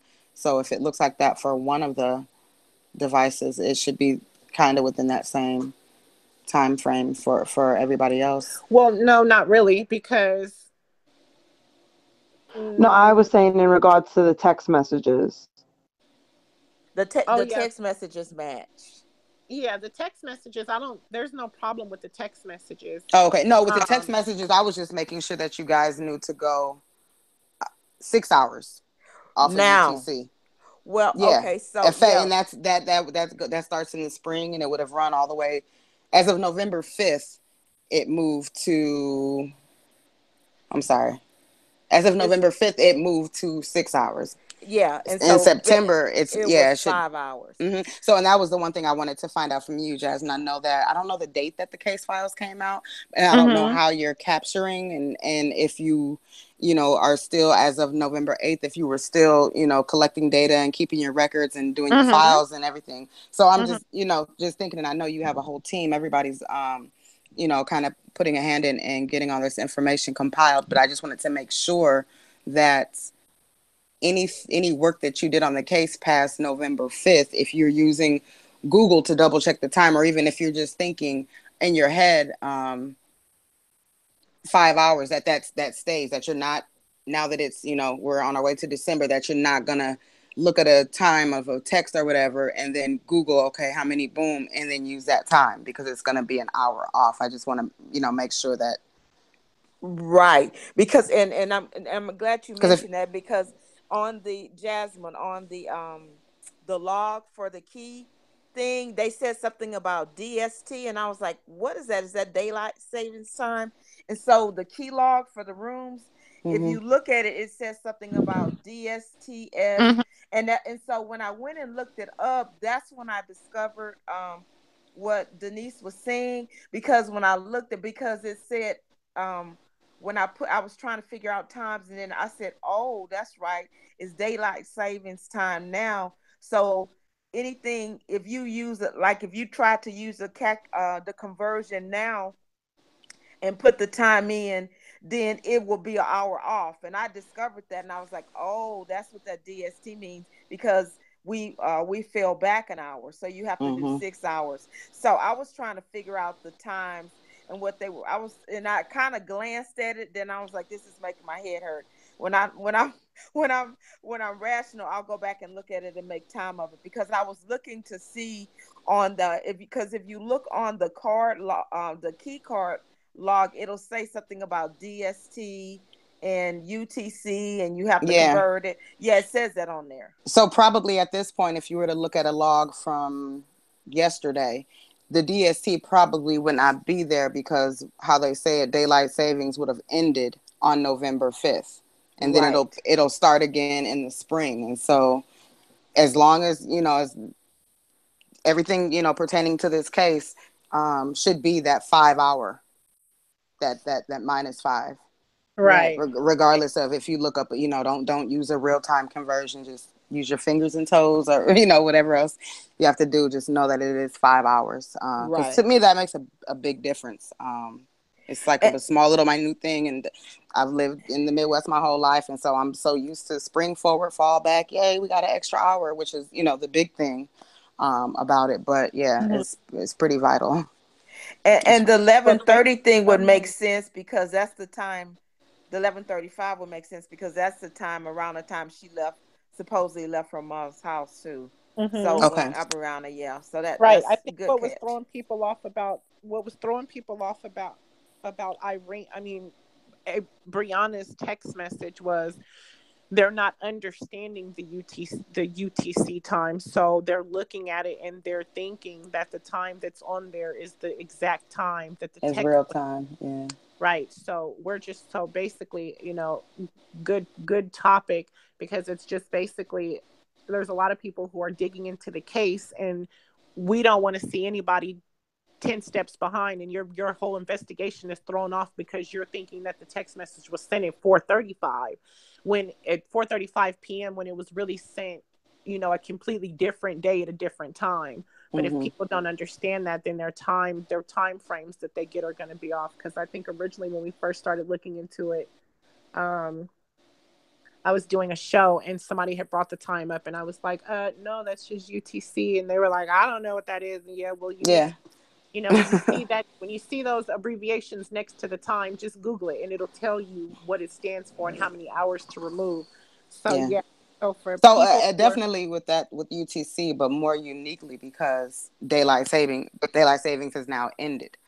So if anybody, how you're about to, you're going to start from scratch. If anybody who is doing it for the first time, like, okay, I'm going to thumb through this, boom, boom, boom. It's critical to not use a conversion, Google it or anything like that, just to know 5 hours as far as Central Standard Time is concerned. Right. Well, thank you so much, Boo, because you just taught us and everybody in the room something. Oh, no problem. You're welcome. So is there anybody else in the room who has any type of questions before we go ahead and wrap this up? I believe there's room of 1, 2, 3, 4, 5, 6, 7, 8, 9, 10. No, there's not. Here, I'll drop off. So anybody else that wants to squeeze in. Everybody have a good night. Good morning. So much. Good night, honey. Not a problem. All right. Thank you. So we have one more space that's open on the panel. If anybody has a question, I'll give you about 1 more minute to jump on to be able to ask your question.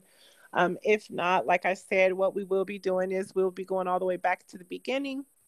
So I don't know if you guys want to ride with us on this journey. If you do, you're more than welcome to participate. If not, it was nice having you while we had you along this ride. But other than that, yeah, you talking about it's 2:02 in DC. It's time for y'all to go to bed. Dang, it's only 11 o'clock where I'm at. So we will go ahead and wrap this show up. We will be back tomorrow. I do want to let everybody know that I apologize for not being on for the last few days, but with the holidays, I travel and go see my family. So usually when I'm with my family, 9 times out of 10, I'm not just going to hop on to YouTube. So don't think that we forgot about you. As new things come along, we will be bringing them forward. You probably will not see us every day because we do need to take some time to be able to investigate some of the things and to fact check them. We don't just want to jump on as soon as we get something. But if you guys have any questions or comments or something that you want us to look at, my beautiful panel member goes through all the emails and shifts through them. We're still doing the letters. So if anybody out there still wants to write a letter to the mayor for us to get over to Teresa and her family, we'll send a copy to them, as well as we send a certified copy to the mayor. So please get your letters out. If you're not a part of our Facebook group, please go join the Facebook group. That way you can participate in all of the things that we have going on. We have decided that we are going to try to plan another protest in DC in the next 3 months. Yeah, in the next 3 months. But until we do that, we have to make sure that we have all of our I's dotted and our T's crossed. So when we get back down to DC, we have all of the necessary things that we need to take to DC to try to get this case open. I already explained to you guys how we have our justice team. So if you guys want to participate in the justice team, please make sure that you reach out to us. We're still trying to put it together. So don't think that we forgot about it. It's just with everything that's going on in the holidays, it's going to be a little slow. But once we get everything up and running, we will definitely let you guys know. I just saw somebody post something. Okay, so we'll keep you guys updated as we get more and more information. And again, we'll be back tomorrow day to discuss some of the new stuff that we find. And that's all I have to say. Does anybody else on the panel have anything to say? You want to say hi to everybody? Anything like that? Good night. Stay positive. Stay focused. Good night, family. Good night. Sleep Ain't tight. they so nice? Good night, y'all. We had a really good, positive chat tonight. It was beautiful to witness. Amen. They so nice. My panel is so nice. Oh, they Mm. Okay, so we'll see you guys later. Like I end every night, same way every night. Say your prayers. Don't let the bed bugs bite. Good night, guys.